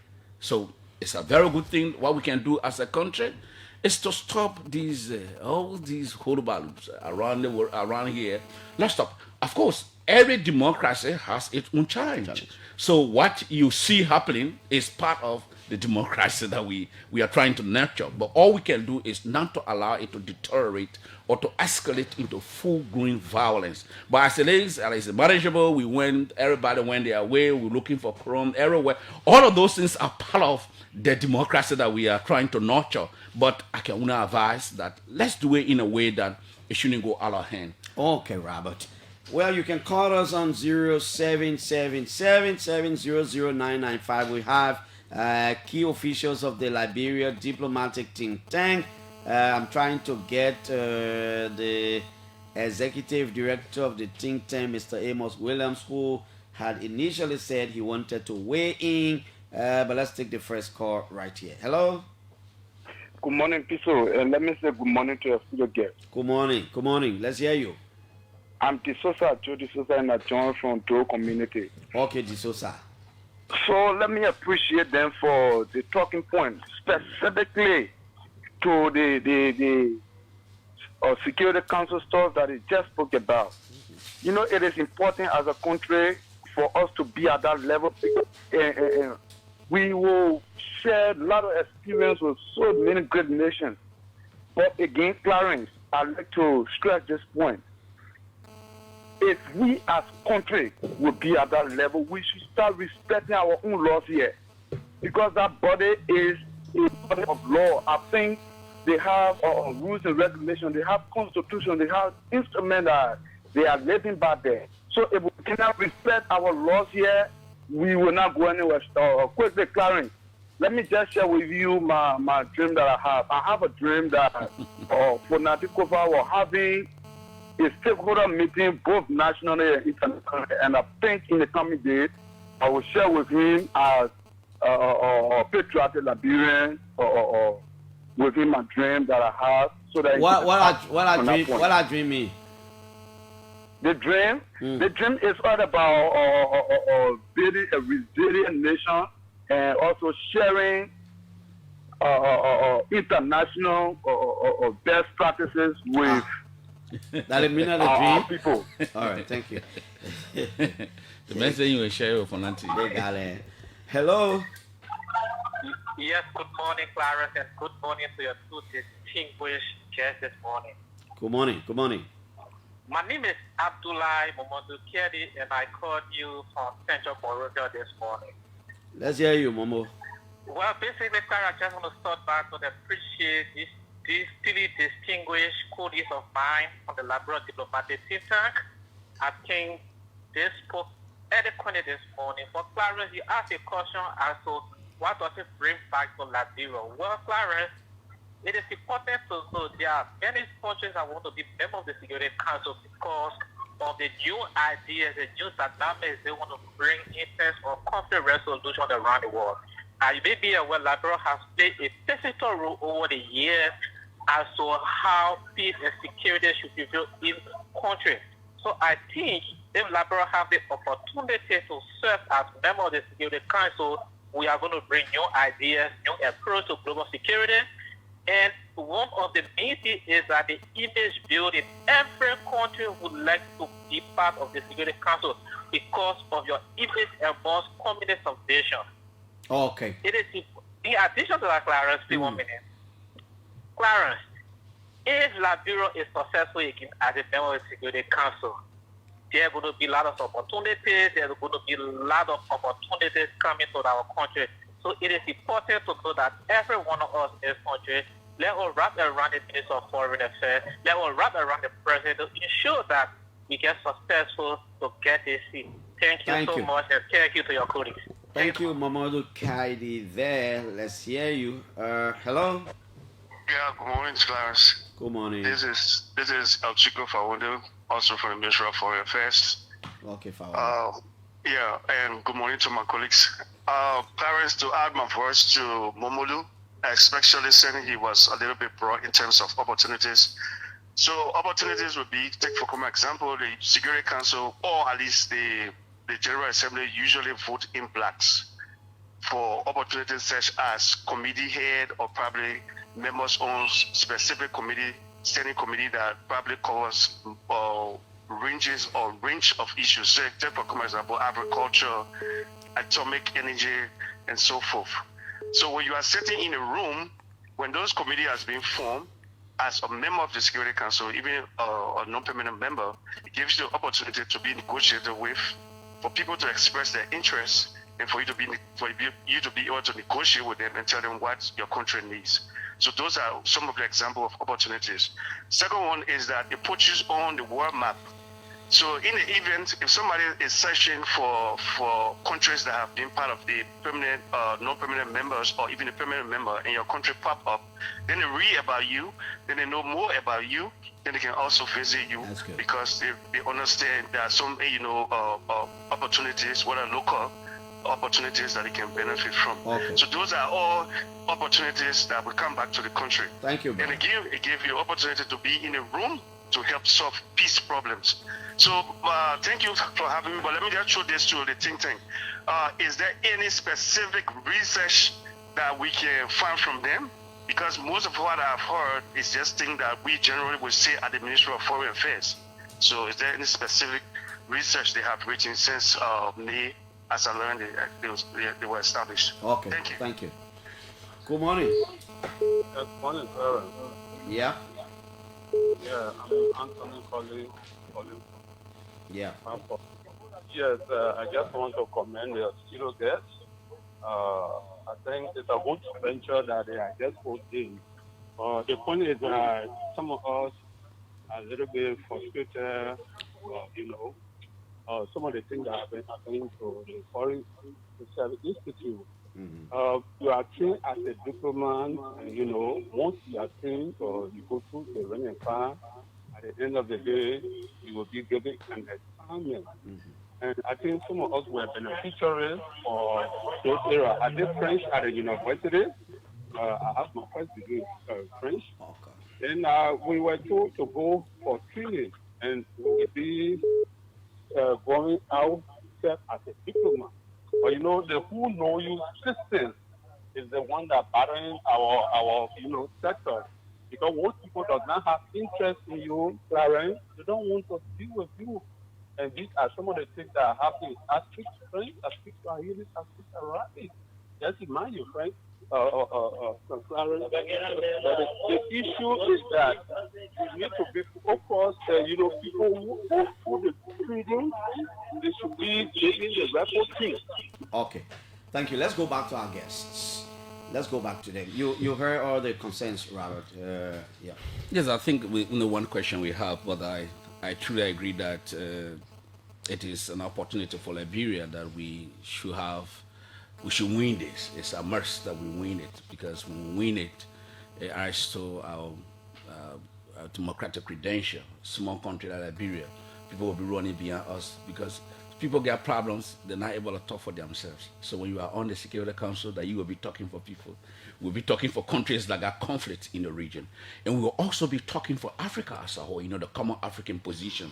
Africa is fighting, they want to see the reform of the United Nations Security Council. They want permanent seat. They want to add a number up for the non-permanent seat. All of that, it is our country, Liberia. And it's going to give us the opportunity to be the world president, at least for once again. That the president of the Republic of Liberia will become the president of the world, and the foreign minister, all of them. So that is something that we should be proud of, irrespective of our political differences. And so that's why we're not even emphasizing any political point. But the issue of chaos, rule of law, all of these things are very important issue that we must deal with, because we want to show a good example to the people that we are a country at peace, and they see us. If we are going to ask people to come and invest in our country, we must be seen as respecter of the rule of law. So we need to do that collectively, everybody. We need to make sure that issue of mock violence, because I was just listening on your on your news. People, when anything happen, people take stick and kill people because they say somebody stole trouser, just jean trouser. So those are things that we need to stop, because when it comes to the image of the country, it is not only left to the diplomats or the foreign ministry of the government officials to build the image of the country. It is the responsibility of all Liberians. Like I always use this example. If you have the pot, acquire the theory of aromans. Yeah. You have two pots and they are on the fire. This one is a pot, the steam from the pot, you put it on the fire, you put onion in this, you put all the seasoning there, and then it will be smelling good. But you put this other pot on the fire, you put more inside, you put the ratting meat. So before even you can tell people that I have good food, the aroma that's coming from the one that is well seasoned will invite people to your place than the one that having the momo and the ratting meat. So if you are telling the diplomats, go out and sell Liberia, those of you that are here, what we do, you can see the AFL and the police fighting in the street. People see that we ask investors to come and see our security fighting. Yeah. People killing people with stake. Those are not good things that we should do. Or sackless fighting police in the street. You can't be doing those things and think you will be able to talk to investors to come. So that is why it is the responsibility of all Liberians, irrespective of who you are, for us to keep the peace and maintain, quiet too, so that people can look at us as a people that are ready for business and come and invest. Because if that is not the case, the ordinary people will suffer if there's no much investment in countries. So that's what the diplomatic thinking, like you asked whether we have done a research. I just told you that the first research, major research that we are going to publish, but we have done some articles on the Liberia bid for the United Nations Security Council seat, and what's supposed to be done, and what Liberia brings to the table, and what Liberia stands to win, so we can share that with. He's our colleague. He's he's the president of the Workers' Union at the ministry there. That's Sam Baba? No, that's Sam Baba. Sam Baba just won the election. This is Achiko. Okay. Yeah, Achiko. He is the present president, so we can share with him some of the articles that we've written, and of course the research that we are on, and we are looking at the Shah region, how the living of the three countries from the ECOWAS impact the stability in the region. We are doing that research and we want to publish it, and maybe we'll have seminars, maybe we'll even come here and discuss the result of the research. Thank you. Yeah, anybody else? Anything? Yes, so before Rosen comes in, the UN has 193 countries. Out of the 193, we have 5 who are permanent members, and we have 188 countries. Among the 188 countries, it's a privilege as a country to, among all the nations, to vie for a seat.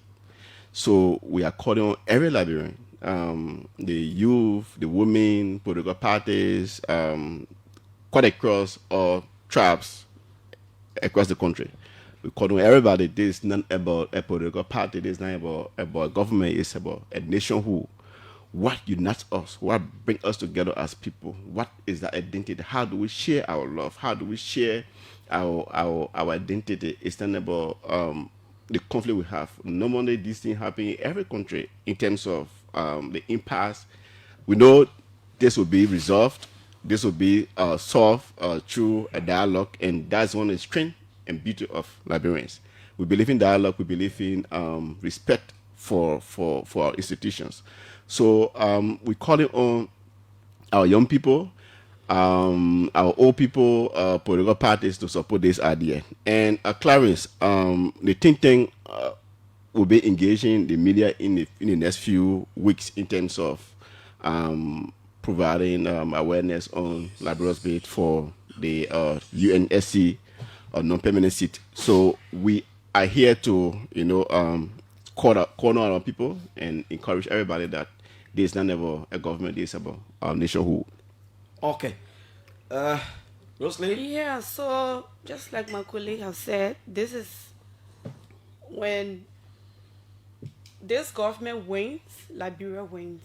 If we go to the UN and win the seat there, it's a win-win situation for everyone.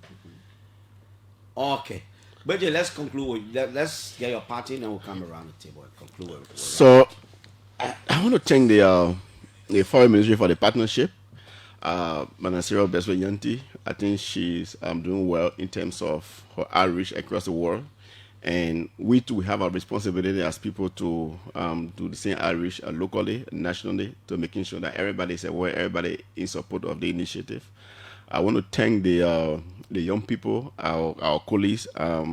Like Robert said, probably Echigo hasn't been following our programs. We have concrete research on the way. We have had series of press statements, not about the foreign ministry, but about international policy. So we are pleased to be here, and we're looking forward to an endeavor that every one of us are Liberians. We support and hold onto as our own. Thank Rosaline, you. finally.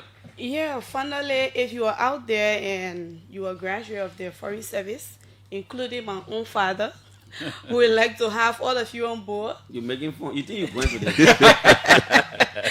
We want to have all of you on board. Please come. Let's make, apart from sitting in the classroom from foreign service for 9 months of intensive training, what happens when you leave foreign service? And you are not opportune to go on foreign mission? What happens to what you learn? So when you come and be part of the think tank, you always be refreshed, because we always have meetings, we have seminars, and we will be having a lot of radio appearances, and we'll be discussing a lot of things, podcasts, and a whole lot. So you have to come on board so we can all make this thing work. Nobody will come from Ghana and come to make Liberia better for us. We as Liberians, especially the youthful population, we need to take responsibilities. So this is a call to everyone. And the last caller, he was very low, but I heard he say something about, who know you. Yeah. Yes. In terms of deployment. Yeah, I want to talk about that. No, he's talking about the entrance business. Oh, okay. When I took the foreign service entrance, I didn't know anybody there. But I have always not know what I have been who know you before. Yeah.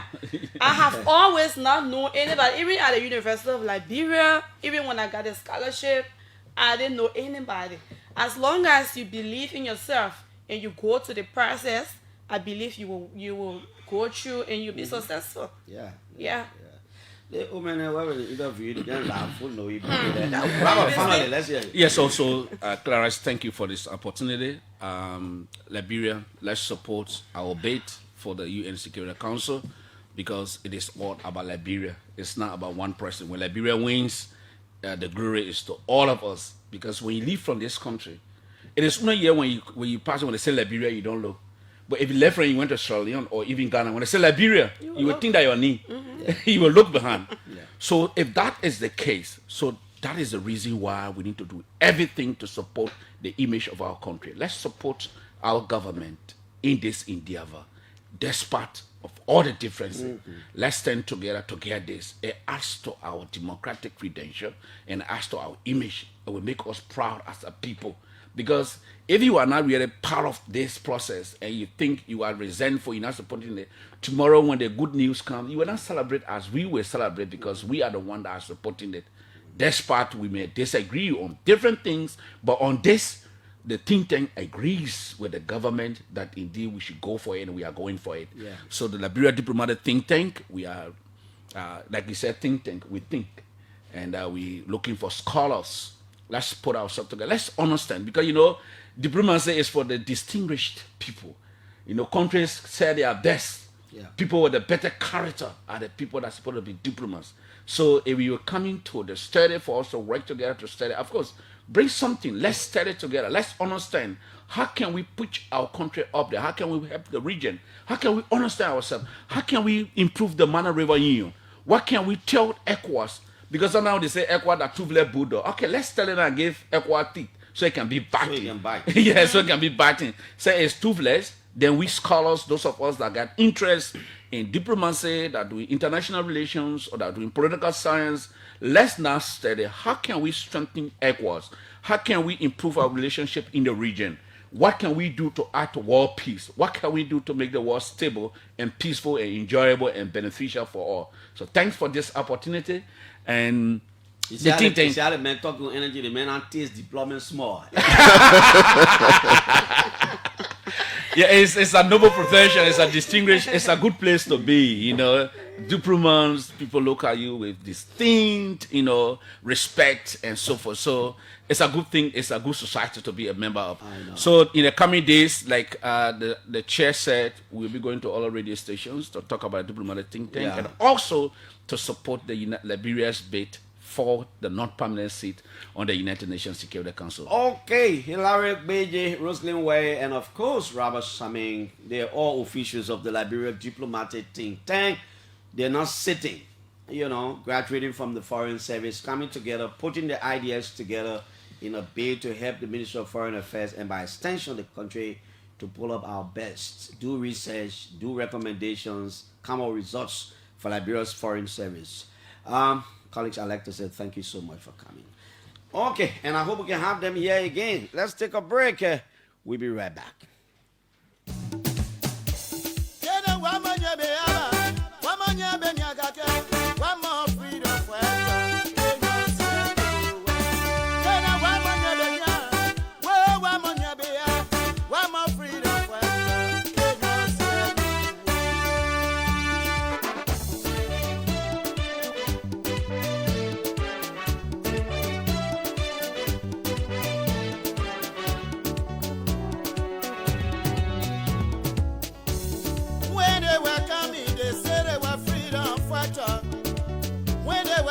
They say they were liberator, but when they kill their crime, they change their mind. When they kill their crime, they change their mind. What kind of people they so? They are freedom fighters. What kind of people they so? They are freedom fighters. You freedom fighter, you raping our women. They are freedom fighters. Freedom fighter, you killing our children. They are freedom fighters. Freedom fighter, you destroying our country. They are freedom fighters.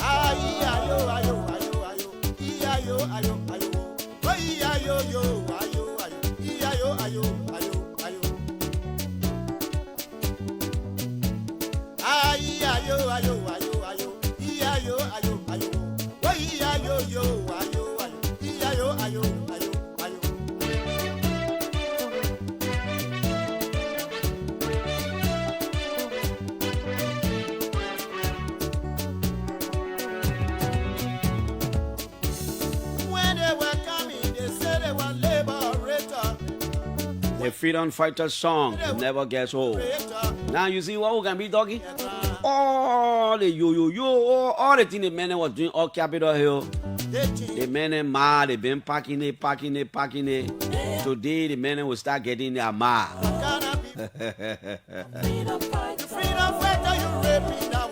The men will start getting their mad today. And the way when money come in bulk, it can be strategic.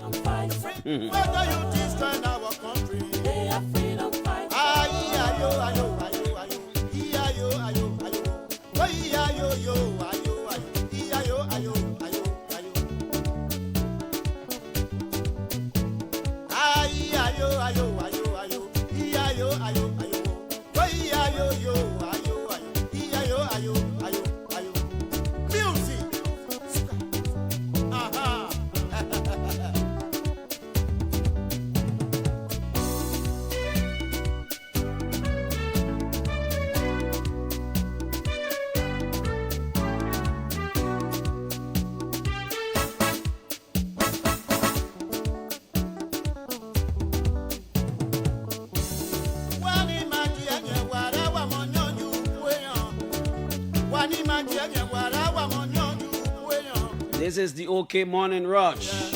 We're waiting MUSA, HASSAN, BILITY. Is that a middle name, HASSAN? I think so. They're supposed to be our guest at 9 o'clock this morning. A boy from Saklepie.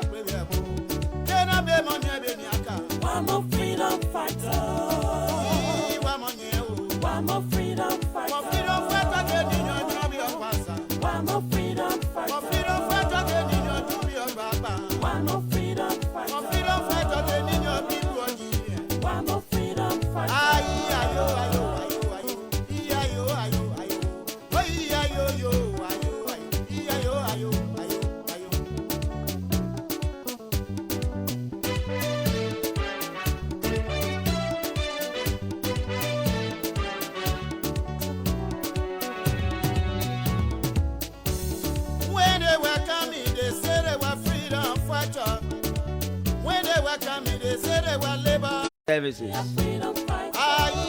making our schools better for the kids. Pregnant women should stop dying when they go into the hospitals. You know, build our roads. Freedom fighters should be building our roads. Give us safe drinking water, my friends. Give us uninterrupted LEC. By the way, I want to say thanks to the management of the Liberia Electricity Corporation. They're trying. I think it could get better. When it is good, let's talk about it.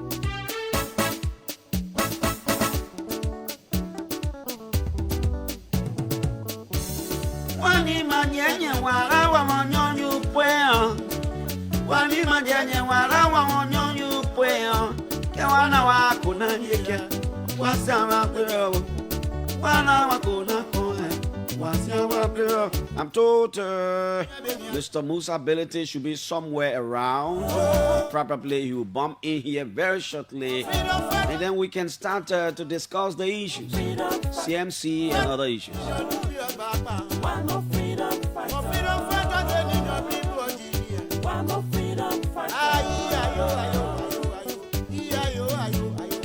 Oh, yo, yo, yo, yo, yo.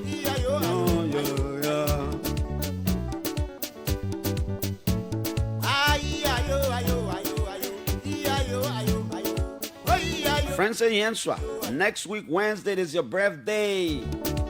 Happy pre, my buddy. Wani majanya wala wamonyon yu pweyo. Wani majanya wala wamonyon yu pweyo. Ke wana wakuna jeke. Wazia wapweyo. Wana wakuna kuna. Wazia wapweyo. Learn to speak your dialect, my friends. Dr. Larry Brooklyn, good morning. How you doing? Anthony Benedaccius Roberts, the man celebrated his birthday recently. Good morning to you. We call him the Dollar Sign. You won't see that boy on radio. This is the Freedom Fighter song. Take it from the top. Where is MUSA BILITY? When is he coming in here, my friends? I'm getting reports that 2 nights ago, about 1:30 in the morning, some unknown men decided forcibly entering the compound of the head of the asset recovery, Edwin Clark Martin, and it was only by the mercy of the LMP that they were resisted, and all of them fled the area. This is. Let me call him to. Let me call. You know, these people are not in the sky. So when I hear something about people, I like to call to find out. That is what I'm hearing, that Edwin Clark Martin, unknown persons attempted entering his yard and they were resisted by the LMP. He got police assigned there or what? How many were they? Is it even true in the first place? MUSA BILITY is already here. He's in brown today. He's not in white. Fred from London. The man is back in the country. They beat the man Kennedy in Nima. But I think he can tell. No, I need to check the record. But I think Mark can tell. If he can tell, then that's a very good attempt, man. Then that's a very, very good attempt. Erin Clark Martin is here. I want to ask him this thing so that my sources, I want to make sure I'm on top of my gains. We'll just take 3 minutes because our guest is here. Councillor Clark Martin, good morning. Morning, good morning. Okay, I'm not calling you for asset recovery thing. Maybe we'll talk that one another time. Sorry, I didn't send you text. I'm getting 2 persons that I trust have sent me information that there was an attempt by unknown people to enter your yard. When was that? Is it true? Yeah, it was Tuesday's night, around about 1:30 a.m. when they attempted, and by the grace of God, the LMP ERU assigned to me and to my compound resisted them. How did you know? It was when I heard the sound and the scuffle. When I got outside, when the ERU officer told me that, Chief, you have to go back inside. We just resisted some people that attempted to enter the compound. How many the ERU say they were? Well, they saw one that put a leg over the fence and were about to jump outside and was giving instruction. So by that time, he noticed the ERU officer. When the ERU officer advanced to him, when he jumped back outside the fence. But he was about to jump in the fence. He was already sitting on my gate to jump in the fence. He did not know that we had ERU officers already assigned in my compound. Probably sometimes these people come to steal and to do other things. But why? You think it's work related? Well, I don't know, but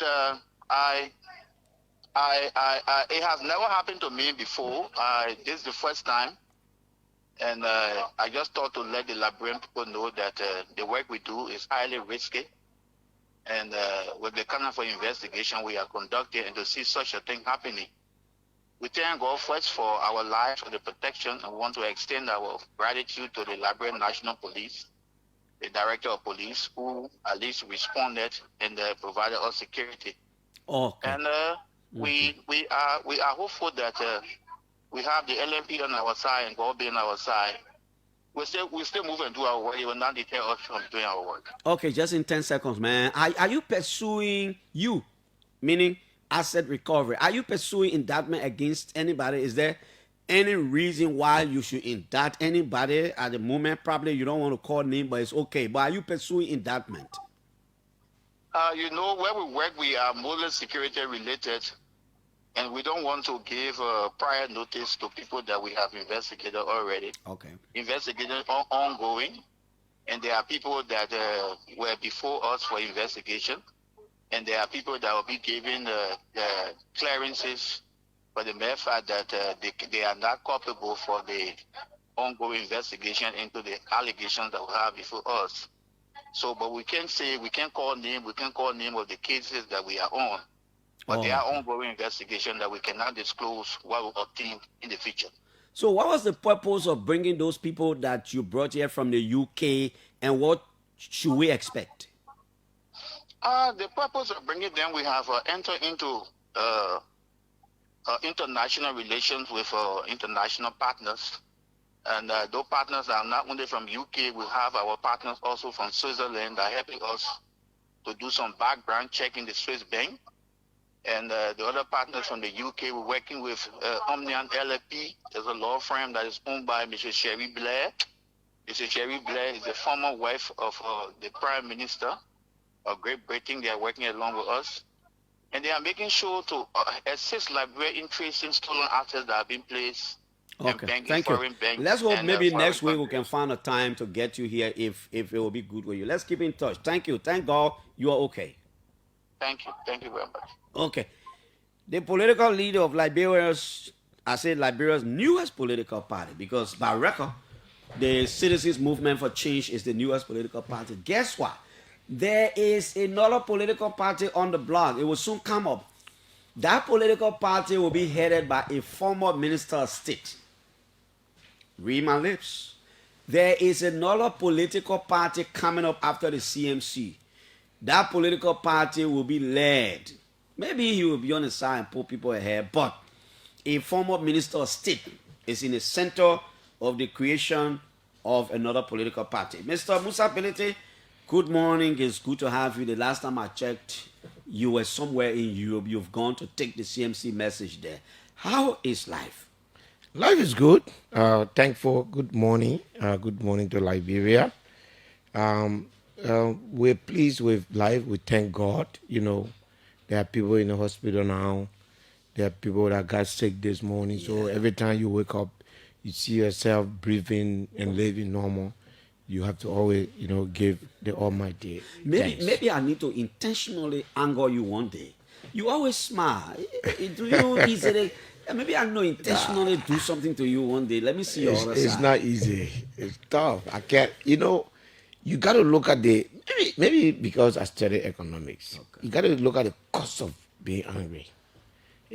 Anger causes your body so much stress. You know, even if you vex. So you see what I can do, like the people who are around me, I like to be yelling. That helps me to but anger is very dangerous for your health. Okay. Yeah, so I don't get angry. Because you always carry a smile. No, I don't get. No, there's no. I mean, even doing some of your most what people all will call your difficult time, you always smile. Yeah, because at those times you have no choice. You have to put. You see, the thing about smile, it communicates with the rest of your body. Even if you are not all right, if you are smiling, it sends signal to your entire system that you are okay. If that smile leaves your body, it sends a wrong signal to all of your organs, and it could affect you. That's good. How is the citizens movement for change? How is your party chairperson? What have you done to Weaver Bangura? But we don't see the boy. Is that why he all over the place mobilizing or what? Oh, I mean, you didn't hear in the video. You know, that's the master of grammar. Yeah. So he went to the opposition meeting the other day. In fact, I had to repost his speech. You know, it's like the SG is working. A lot of things. You know, new party, more work. He and the chairman. You know, my job is just gallivanting on the radio, but they are doing the real work. You know, yeah. And you braved the storm. Your move in Nima was I don't know, political bravery or what. Just few months after the formation of your party, you put up a candidate in Nimba senatorial by-election, now you representative election. You were brave. Yeah, I don't see the reason why I should be afraid. Nimba is a democratic society like anywhere. I mean, brave in the context of a new political party, and you took on. The actors are not new. All of the Kennedy is not new. I'm not new. Okay. You know, our politics in Liberia still centers around individualism. Okay. So it's not difficult. The party name really doesn't matter in Liberia. Yeah. It's always the person. Yeah. But I'm happy we participated. Send a strong message that like Nima County, there are divergent views which we need to have, and I'm happy that we participated, and because we had a good system in place, we could predict by 10:30 we knew the election result. But you were just writing short. As soon as I saw you posted something about the song. Yes. So what I was trying to say in that my reading was that when you say the sun rises, from the north, it means that the light is coming from there. It means that it's taking. We saw the early lead from Honorable Koga very early, and we didn't think, especially in Nimba, where sometimes we do have some tough time when election comes. And if people of Nimba dedicated themselves the way they did, no conflict, nothing. Yeah.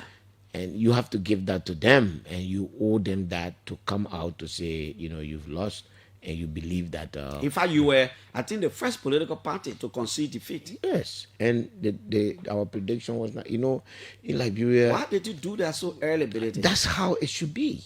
If you want to avoid conflict, if you see something, you have no reason. Why should I concede the result of an election that I know?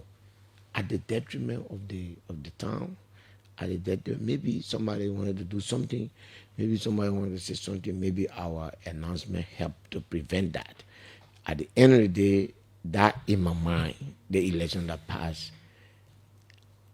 honestly, appears to be the fairest in the history, in the recent history. Yeah, it was fair, it was transparent.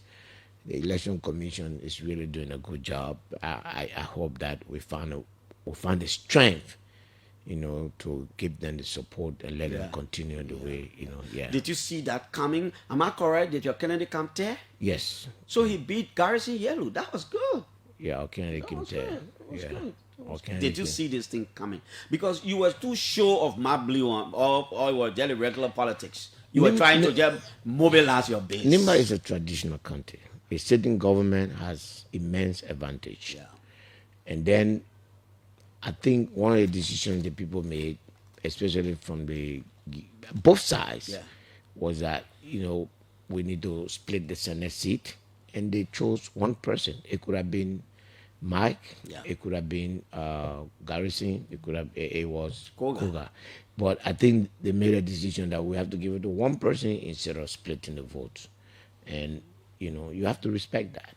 That's what do you think the elections in Nimba are over? Let's move on. All the rhetoric. I believe so. Is that why you do in Nimba after the election? You come back together as brothers? Yeah. And say, no, all the rhetoric we're talking, gentlemen, got to move on. That's why you should not insult people during election. That's why you should not say things that will last beyond the election. It's important. So, I'm happy the caucus has, we've had some virtual meetings. We're talking, we're laughing. If I remember, one of the representative told me yesterday on our birthday, talking about the drama of defeat, and we started laughing at each other. But it's good. I think that's your strength as a people of Nimba. Yeah. So your ability to get over things and just say, no, let's move on. You see, this caucus has shown a lot of strength, a lot of grace. We've never allowed anything. My position was very clear. I didn't want to send the picture that in Nimba County is so say one, so say all. Yeah, that was good. Allow the people to make the decision, and they made an emphatic decision, and which we respect that. What is clear is that there will be another by-election for the seat of a representative to replace Koga. Yes. Will you pull up a candidate? We are assessing it right now. Again, walking away from election, in my mind, shows counter. But CMC is a Democratic Party. We will assess our chances. But my personal belief is that yes, we should put up a candidate. It's important.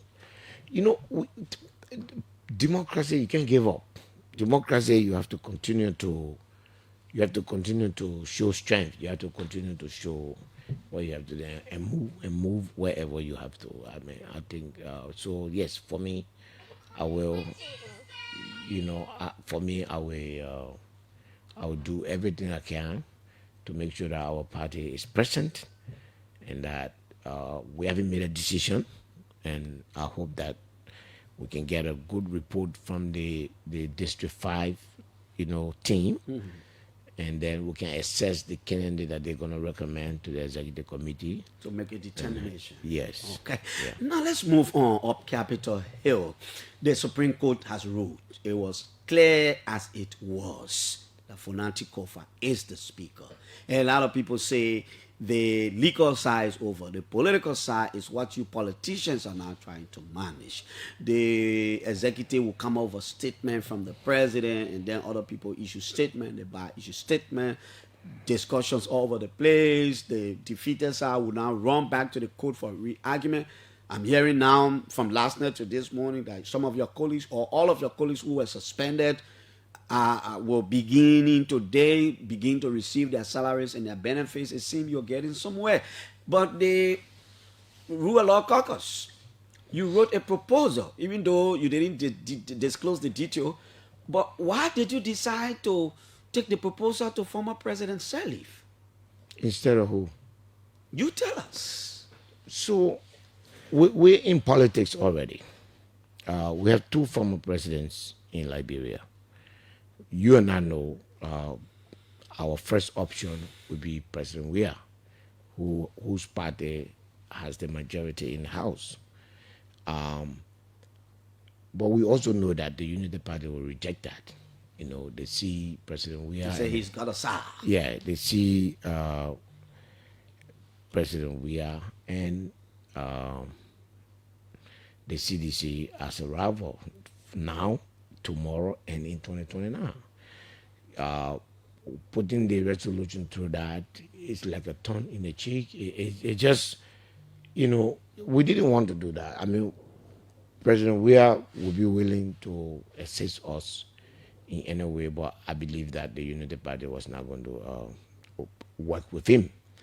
But President Salif has passed her time constitutionally. She cannot be president again.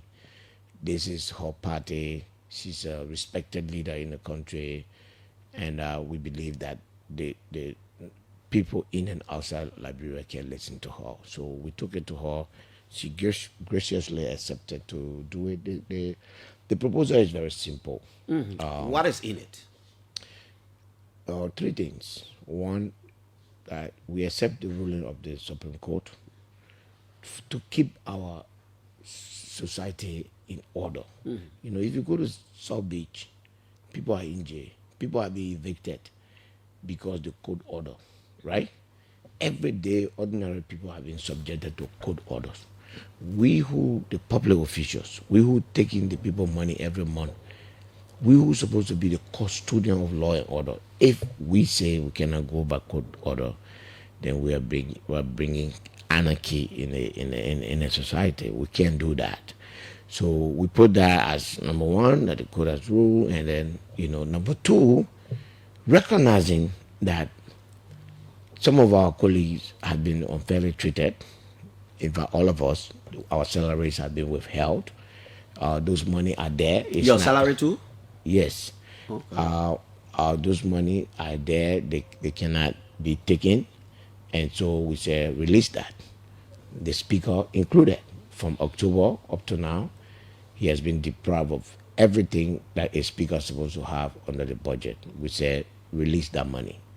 You know, there's a lot of noise about negotiating with people. Clarence, since this crisis started, I've never sat with anybody to discuss money for anybody. I challenge anybody in this country that say I want to sit with them to talk about money for me or for the speaker or for our colleagues. The money that is due is the money that they take under the payroll. Always saying release that, and it's there. Then we recognize, and the speaker has said he has lost the taste to be speaker. So he has recognized that. Yeah, he has lost. I mean, you know, giving everything that he's passed through, giving all that, you know, happened to him, you know, friends, close people with him, you know, he feels that way.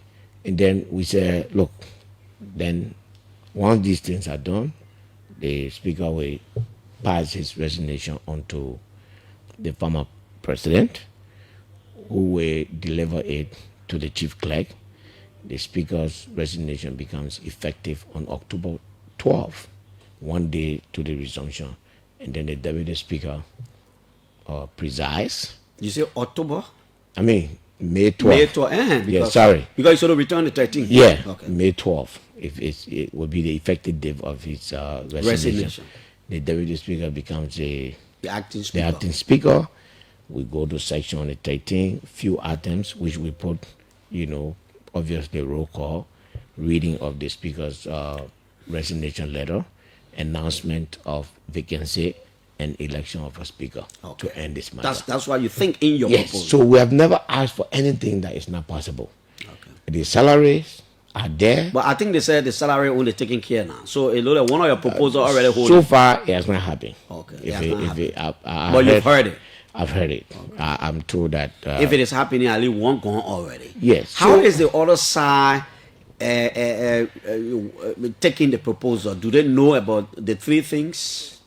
I believe by now they've received it, because I think the former president has transmitted it to the appropriate individuals. The thing that we have to all recognize we have to end this now. And we have several ways to end it. And only you can end it. Yes, if for instance, if all of these things are executed, we have 10 days. All of us as lawmakers could sit together to say, you know what, we don't want to go through election. Let's sit down and see how we can evolve a leadership. That's what happened. It has happened twice in the past. Easy. That's how Honorable Chimba was elected as Speaker. So you can say, let's evolve a... Except that for his, there was no conflict. Yeah, but what I'm saying, they... No, you're talking about reasoning. Yes, we have to think about the country. We have to... But you think the majority, sir, you think they will agree that Richard Kun steps down from where he is and you have a fresh election? You cannot have a cake and eat it. Okay. You cannot be asking for Kova's resignation and call somebody a speaker. Boss man, the Constitution requires us to vote to have election for a speaker. The whole country is right now asking for Fonati Kova's resignation. That's the tacit appreciation or recognition of the fact that there is a speaker called Fonati Kova. So, in essence, if he is going to resign, resignation can only take place if there is occupancy. Some of your colleagues think you are acting smart. I don't know why, but a lot of your colleagues think, I don't know whether you have heard this, but a lot of people think, as doing my hand today, like Donald Trump, he will always do so. A lot of people think the whole thing that MUSA BILITY now just behind. He the one just keeping everything. Okay. He the one just behind all the legal things. What am I doing? And he's setting trial, all our proposal. By the time we get to that session, we agree, bam. MUSA BILITY will influence people to put him on the floor that he won't be speaker. You can avoid me. Can you promise them that, look, in the midst of everything, even if the opening was there for election, I don't want to run. I will not run. I can't do that. That's abdication. I can't do that. What I can do is that I think we can settle this matter. When we follow through this thing, we can sit down as leaders and evolve a leadership, and then go to the House and do acclamation. We can do that. Why if the men and two came out of a position at low ability? We agree with the 3 proposals you sent to Malan Salif. In fact, one, our men and now start taking their pay already. We'll do the other one. Mm-hmm. But we ourselves, it got to be a give and take.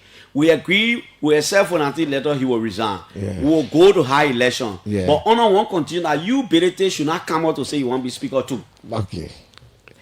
To do that, you have to sit with our people from the other side to say, we don't want you to run. In return, don't forget, I have people that I'm responsible for. In return, can we sit down and discuss how we can devolve the leadership? The leadership? My head is not buried. Say yourself, I will not run. Okay, we want the people there. Exactly. I want the one. You're telling yeah. So there can always evolve an answer. Because I think that is where they think you are outsmarting them. How? I'm proposing 2 things. Let's come and have a consensus leadership. They have majority. When small thing happen, they can call their majority. I think we can save this country if you just take that majority to the chamber and let them vote, go in a secret ballot box, they vote for their speaker, and end of the case. Okay, at least we now have a proposal that Fonati Kofa will resign very shortly in keeping with your proposal. Now, you are the chairperson. If they accept it. Yeah, you are the chairperson of the Rule of Law Legislative Caucus. Mm-hmm. Why don't you speak out when some of your members behave in a way that the public think is lawless? Yes, I think I accept that. As it's regrettable, especially on the day of I think the next day or the same day the court rule. While our colleagues, they were wrong, and you are right. I should have spoken out. I didn't, and that's hypocritical. I accept that. It was late, so sometimes when something happens in the spur of the moment, you should speak. When you take a day or two, Because you're very noted for writing from Saclipie. Yes, it was very wrong. It's not acceptable. I condemn it, and I agree that we should have condemned it when it happened. Okay. Now you've taken strong position on the release from the Executive Protection Service. What's your outburst? Chief, the protection of former officials is a law. I don't think that the director of EPS has any right to alter that law. People get angry, but you have to ensure that our laws are in place. You can't play with security. Is very important. When you tell somebody, I'm not for you, you see the rowdiness that is coming after his statement. You see how citizens say they are going to protect their people. Chief, that those kind of things should not be coming from. Let's say worst case scenario, that's a position of the government. It should not come from the EPS director. That's not a political position. That's what the Minister of Justice is there for. There could be a reason. I don't see that reason why the protection of former officials can be withdrawn. Absolutely, it's a law. But if something, such a major decision has to be taken, it can only be taken by two persons in this country: the Attorney General or the President of the Republic of Liberia. I think that the SS director is putting himself in the limelight. It's not necessary. I think he should just focus on his work and leave the politics to the politician in the system. That's why Plow is not good. If you were together now as chairman of national security in the house, you would have sat at him for questioning. Normally, I would call him personally. As chairman of the national security, I never cited a security officer ever before on one-on-one, except there's a national issue. But I always call them as Greg. When something is wrong, I'll take the phone, I call him. The NSA director will do the same thing. And the SS director, he knows. When I see something that is not okay, I will call him. Because the security sector is not like the other sector. You can't keep it in the media all the time. And it's unfortunate that the person who is keeping the presidential guard in the media is the person who is managing it. That's not proper. And I hope that the Minister of Justice cannot always allow things like this to pass by. He has to rein in the officers and tell them to stop doing that. We cannot politicize every part of our governance system. Representative MUSA HASSAN BILITY of Nimba County is the political leader of the Citizens Movement for Change. Now, there was a short video that surfaced on Facebook, and I said on my show that I could not discuss it because it was just short. Probably somebody just got something. I wanted to listen to the totality of the video to make a determination, but I didn't see that. And I said, ever since I stopped from just taking people short video and discussing it, because sometimes people speak in context. You don't listen to the whole thing. You only listen to what did you say during your CMC retreat or whatever gathering in the UK or in London or abroad. What did you say about Muslim holidays? Something that came up. What did you say? No, I said nothing about Muslim holidays. Okay. There was zero comment on Muslim holiday. Okay. My position on Muslim holiday is very clear. That we also don't have official Christian holidays. Okay. And as a country, if we're going to put a holiday for a particular religion, we should consider. You should do it for everybody holistically. But did you say something about what Islamic religions? Something I was invited by the Muslim Association in the UK to be as the guest speaker. Mm-hmm.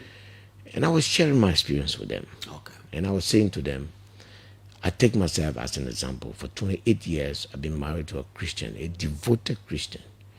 I got married in a church. So that's true. Your wife is a Christian. Yes, a devoted Christian. Okay. I got married in a church. All 90% of my education I got from Christian institution, from the mission school to wherever I went, they were Christian. Zion is where I graduated a Gamma degree. It's a Christian institution. I was sharing with my Muslim brothers that we must bring a new Islam to Liberia so that Liberians' mentality about our religion can change. And I said, Islam is the most liberal religion in the world, but that is not showing in Liberia. So actually, this was an open rebuke of certain, Islamic approach in our country, and push our people to say, be more liberal in Liberia. Open your schools to non-Muslim. If Christians had not done that, some of us would not be where we are today. Muslim, pray. I have no identity crisis. I'm a Muslim today, tomorrow, and the day after. But I was accepted in the Christian school. I went to Christian school. I got my high school certificate from Christian. I got my college degree from Christian institution. So I was telling my Muslim brothers that you have to do the same. You have to open your Muslim schools to non-Muslim. That this center you are here to break ground for, which is an Islamic center, you can call it Islamic center, but make sure it's open to everybody, people of all faiths. So that was your contest. Yes. Were you surprised a few days later when the video surfaced? Did you see it and the way people started spinning it? I was not surprised. That's our country. Religion is a tough topic, but I'm not prepared to shy away from it. Okay. And I will not hide my identity. I'm a Muslim. I have practiced the most liberal form of Islam. I have over 300 people that work for me. I think 12 of them are Muslim, and they are mainly drivers. All the managers that I have are all non-Muslim. My entire office in the House of Representatives, everybody there is a Muslim except one security and my drivers. So you mean everybody there is a Christian? It's a Christian. Everyone there is a Christian. We do not. I, MUSA, HASSAN, BILITY, do not practice religion discrimination. My life is not like that. My orientation is not like that. And I'm happy that they bring those things so that we can bring the debate. I believe that Islam should be open, and I'm happy that Islam is opening right now. Take for instance, instead of it being of quote unquote Unemadingo people, we have worked, and I give credit to Justice Cabinet Janet as well. We've worked very hard to liberalize that aspect. Supported a white man to be the chairman of the Muslim Council. Today, a crown man is the chief imam of the Republic of Liberia.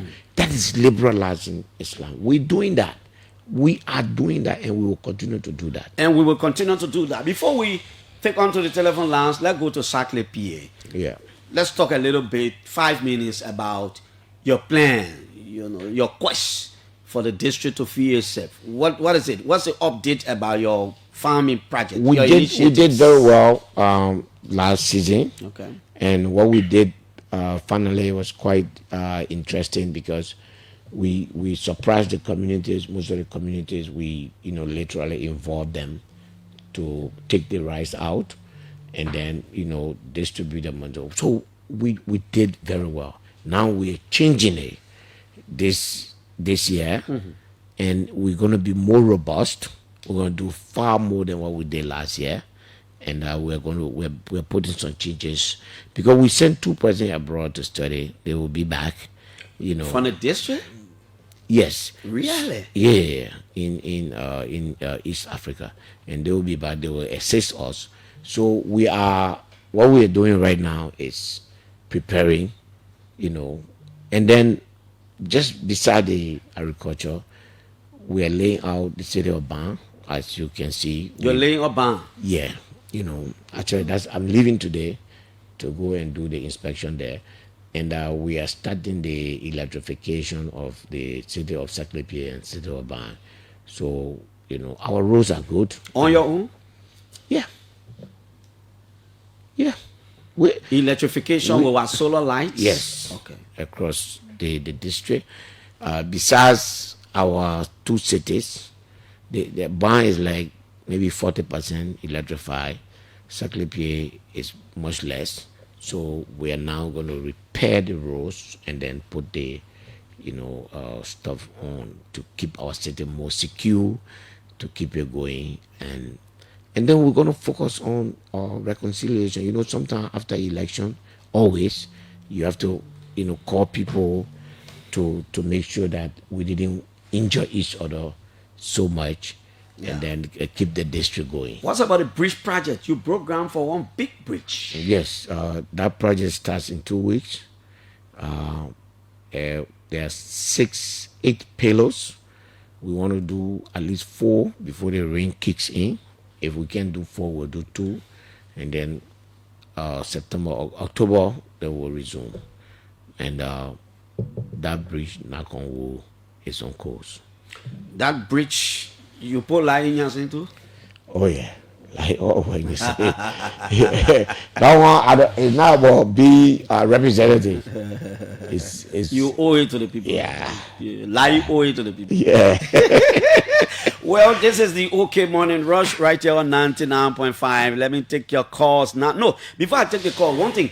In all the proposal here, when all the other things were going on, some of the staffers were affected too. Say in the office of Speaker Kofa. All the payment thing you're talking about, you're considering into all that your BB people. Yes, it's there. Okay. Especially the speaker. Only the speaker staffer will not pay. Yeah, the staffer. Yes, so it's in the proposal. Okay. And once you are on the speaker payroll, you have to be paid. Okay. Let's take the line. 777-700-995-555. 026995. MUSA BILITY is representative of Nima County, is political leader of the new Citizens Movement for Change. It's Liberia's newest political party, adding to the other parties. I don't know there are how many now. We'll check the records. Hello. Good morning, Clarence. Frank Gibson, I call from Paris. Frank, good morning. Good morning. Let's hear you. Thank you. Clarence, first of all, I want to take this time to congratulate Ibrahim Traore, one of the best presidents in Africa presently. I want to condemn him from the General of the United States, who they are starting to kill that brilliant young man from Burkina Faso. So I condemn America for that. Now, honorable BILITY, this is specific I want to speak of. If the entire Republic of Liberia, the business community, if not 90, or 70 to 80%, you're not clear. Frank, you breaking in or just just shake up a little bit. You hear me now? Yeah, let's go. Let's see. So, no, Frank, you are bad. You are coming in bad. Just take 1 or 2 steps from where you are. I know you to the airport. Just take 1 or 2 steps. Oh,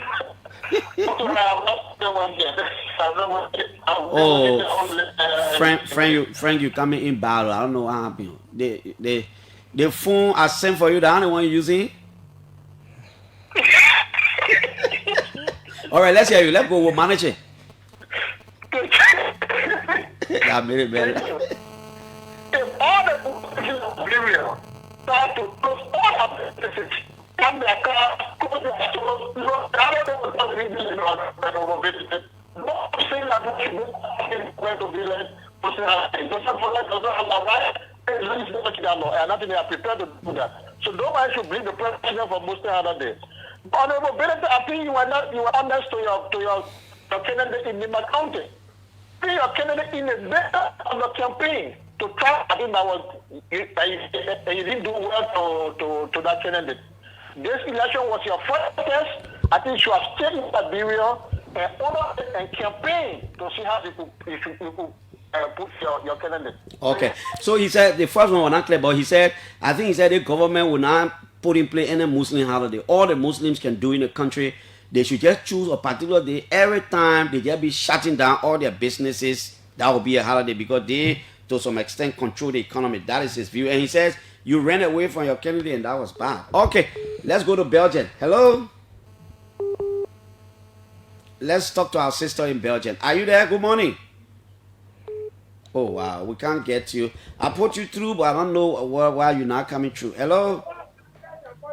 Good morning, Clarence. Good morning. Good morning. Clarence, thank you. This is Gabe. I'm calling from the Bourgeois Island. Call your full name, Chief. Gabe Morris, my brother. All right, Morris. Clarence, thank you for the show. Clarence, I don't know the honorable man who was so vocal he managed to manage the national legislature in presence of Baba Chemo. I know what I in the country. What you want to do? Baba Chemo to your show because for the man to manage the legislature on the honor 6 years, no problem, and with all the Hura Balu that were in the country. Yeah, I for in a few days I heard somebody told me he's in London. I don't know how true is that. Okay, let's hear you. Our sister from Belgium, you're on the line now.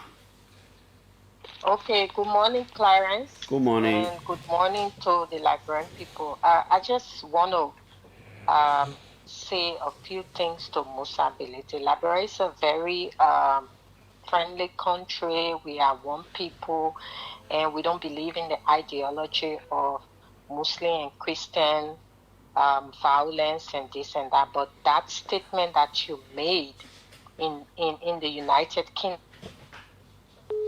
Oh, wow. Let's a local call obstructing. I'm not sure whether you want. These local calls will not allow us, man. I want us to say the statement because Musa said he didn't say that in that context. Hello? Good morning. Yeah. You keep calling on this number. Hello? Good morning, Clarence. Yeah? And let me say good morning to my honorable Musa BILITY. Yeah. This is the voice of Iskutu Bodua, and I joined this conversation from Babli Administrative District in my county. Let's hear you from Babli. Let me say thank you to the honorable man in studio, continue hard work, but it's just that we have been trying hard to get in touch with him. I don't know, Clarence can give my number to him. I'm not even seeing your number. When you call, I don't pay attention to the screen to see people's numbers. Hello? Yeah, hello? Yeah? Yeah, I'm Wilson Johnson phoning you from the Creative Intellectual Center where Musa received our communication to be there. For having said that, I want to know if those that were on a supplementary payroll also will be infected concerning it because they were removed since January. I want to know if they will receive their own adjust. No, I'm not. Anyway, I don't want to. I'm not a member over there, but no, sorry, Chief. We can't take you. It's not possible. Good morning. Good morning, Clarence. Yeah, good morning. And let me say good morning to the Liberian people. Yeah. My name is Baba Kamara, and I phone in from Ghana State. I'm the chairman of the Rescue Media Brigade. Oh, they get Rescue Media Brigade, huh? Oh, I was saying today having a Clarence. Why are you not function? Our function is what we did to bring President Joseph Numa Boakai to power. I don't understand it. Yeah, it was about propagating the messages of the Unity Party, and we did so very well. All right, go ahead. Thank you. Let me say a big thank you to Honorable Musa BILITY. Let me say for the record, Clarence, some of us, when we are speaking against some of the opposition, it is not that we hate them too much, but it is because some oppositions are not realistic to the forward march of this country. Musa, in spite of our disagreement with him, I think to a certain extent he is contributing largely to the economy of this country, in business, and even in politics, particularly in my country, and even Liberia at large. But when it comes to the speaker saga, I want to say thanks to him and the entire minority bloc for reaching the far they have reached. But Musa, you that I know, who are very strong on your decision, as chairman of just a political union established during this current election, you refuse to step down when even your political party, Liberty Party, said it did not want you. You refuse to do so. Do you think it is really realistic to come up with a negotiation in which you are asking the current speaker, Honorable Richard Nambekun, to step down for a re-election? Do you think it would have been possible if you were here? Okay. Okay, Representative Bility, let's hear you. We can take the rest of the 4 minutes. Yes. So I took some question. I think we just like to belabor issues. I have said and repeated on this show what I said. There's nothing in my 35 years of politicking, from high school to college, there's nothing in me that shows religious bias. That's my position. And, if you understand it, my sister from Belgium was calling to say what I said. And I said, I didn't say it. My sister, you can go on my Facebook page, you scroll down, the statement is there. James Goode, who is disrupting normalcy in our journalism, took a snippet of my speech and said, this is what I said. And it can be distorted. And any speech can be distorted if you don't, listen to the whole thing. So I didn't say it. If you come in a million day, Chief, I have been married to a woman for 28 years. I'm able to change her. That country I can change. If I cannot change my wife to say, let her be Muslim, then that country I can change.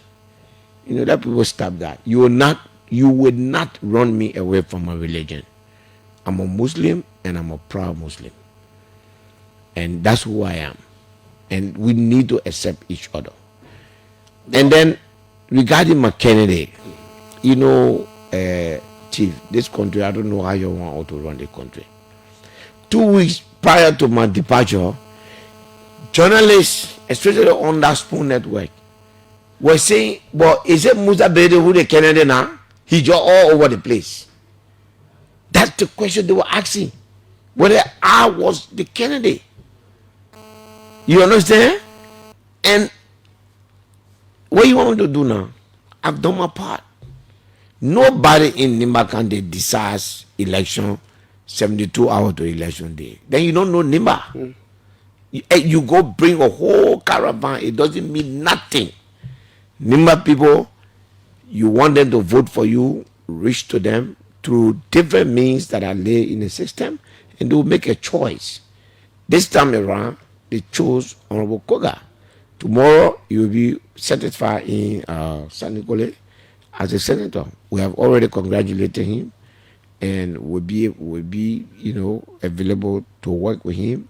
He has officially communicated to the caucus, thanking those who supported him, and those who didn't support him, telling him that we're gonna work together. And it is what it is. Every one of us, we've worked for the interests of Nimba County. And then on the payroll thing, I don't want to go too deep in that. I've not been involved in payroll issue. I think the House of Representatives payroll clearly has some issue. The easiest way to do that is a payroll audit. Once you audit the payroll, I've never gone through that. I don't know it, and we didn't take it into because that complicates negotiation. Those employees are civil servants, so they cannot be part of a political settlement because they are officially civil servants. They're entitled to their pay, and if you remove them of our cause, there's a law to protect them, and we want to keep it that way. Okay, Representative Bility, finally, we gotta go. What do you say? No, of course, to say thank you, and to say thank you to the former president of Liberia, Madam Ellen Johnson Sirleaf, for agreeing to mediate. We look forward to this. The end is in sight. We just need to see above and beyond our individual, our ego, and let's go and solve this problem. There are two solutions. One, both of them, when the speaker resigns, we can settle a leadership that will be based on consensus, or we can do the normal thing. The elections. We go to the election. Okay, MUSA BILITY has been our guest, and this is how we close up. And this is how we take our usual weekend break until Monday when we come back here on the radio. My name is Piso. Thanks to all of you, man. Bye bye. So they are getting somewhere. I told you, only the men will settle that issue. Don't mind all the things they do. They come and get their mind in package now. You know what I mean? When your mind drive 4 more money than your benefit. Bye bye.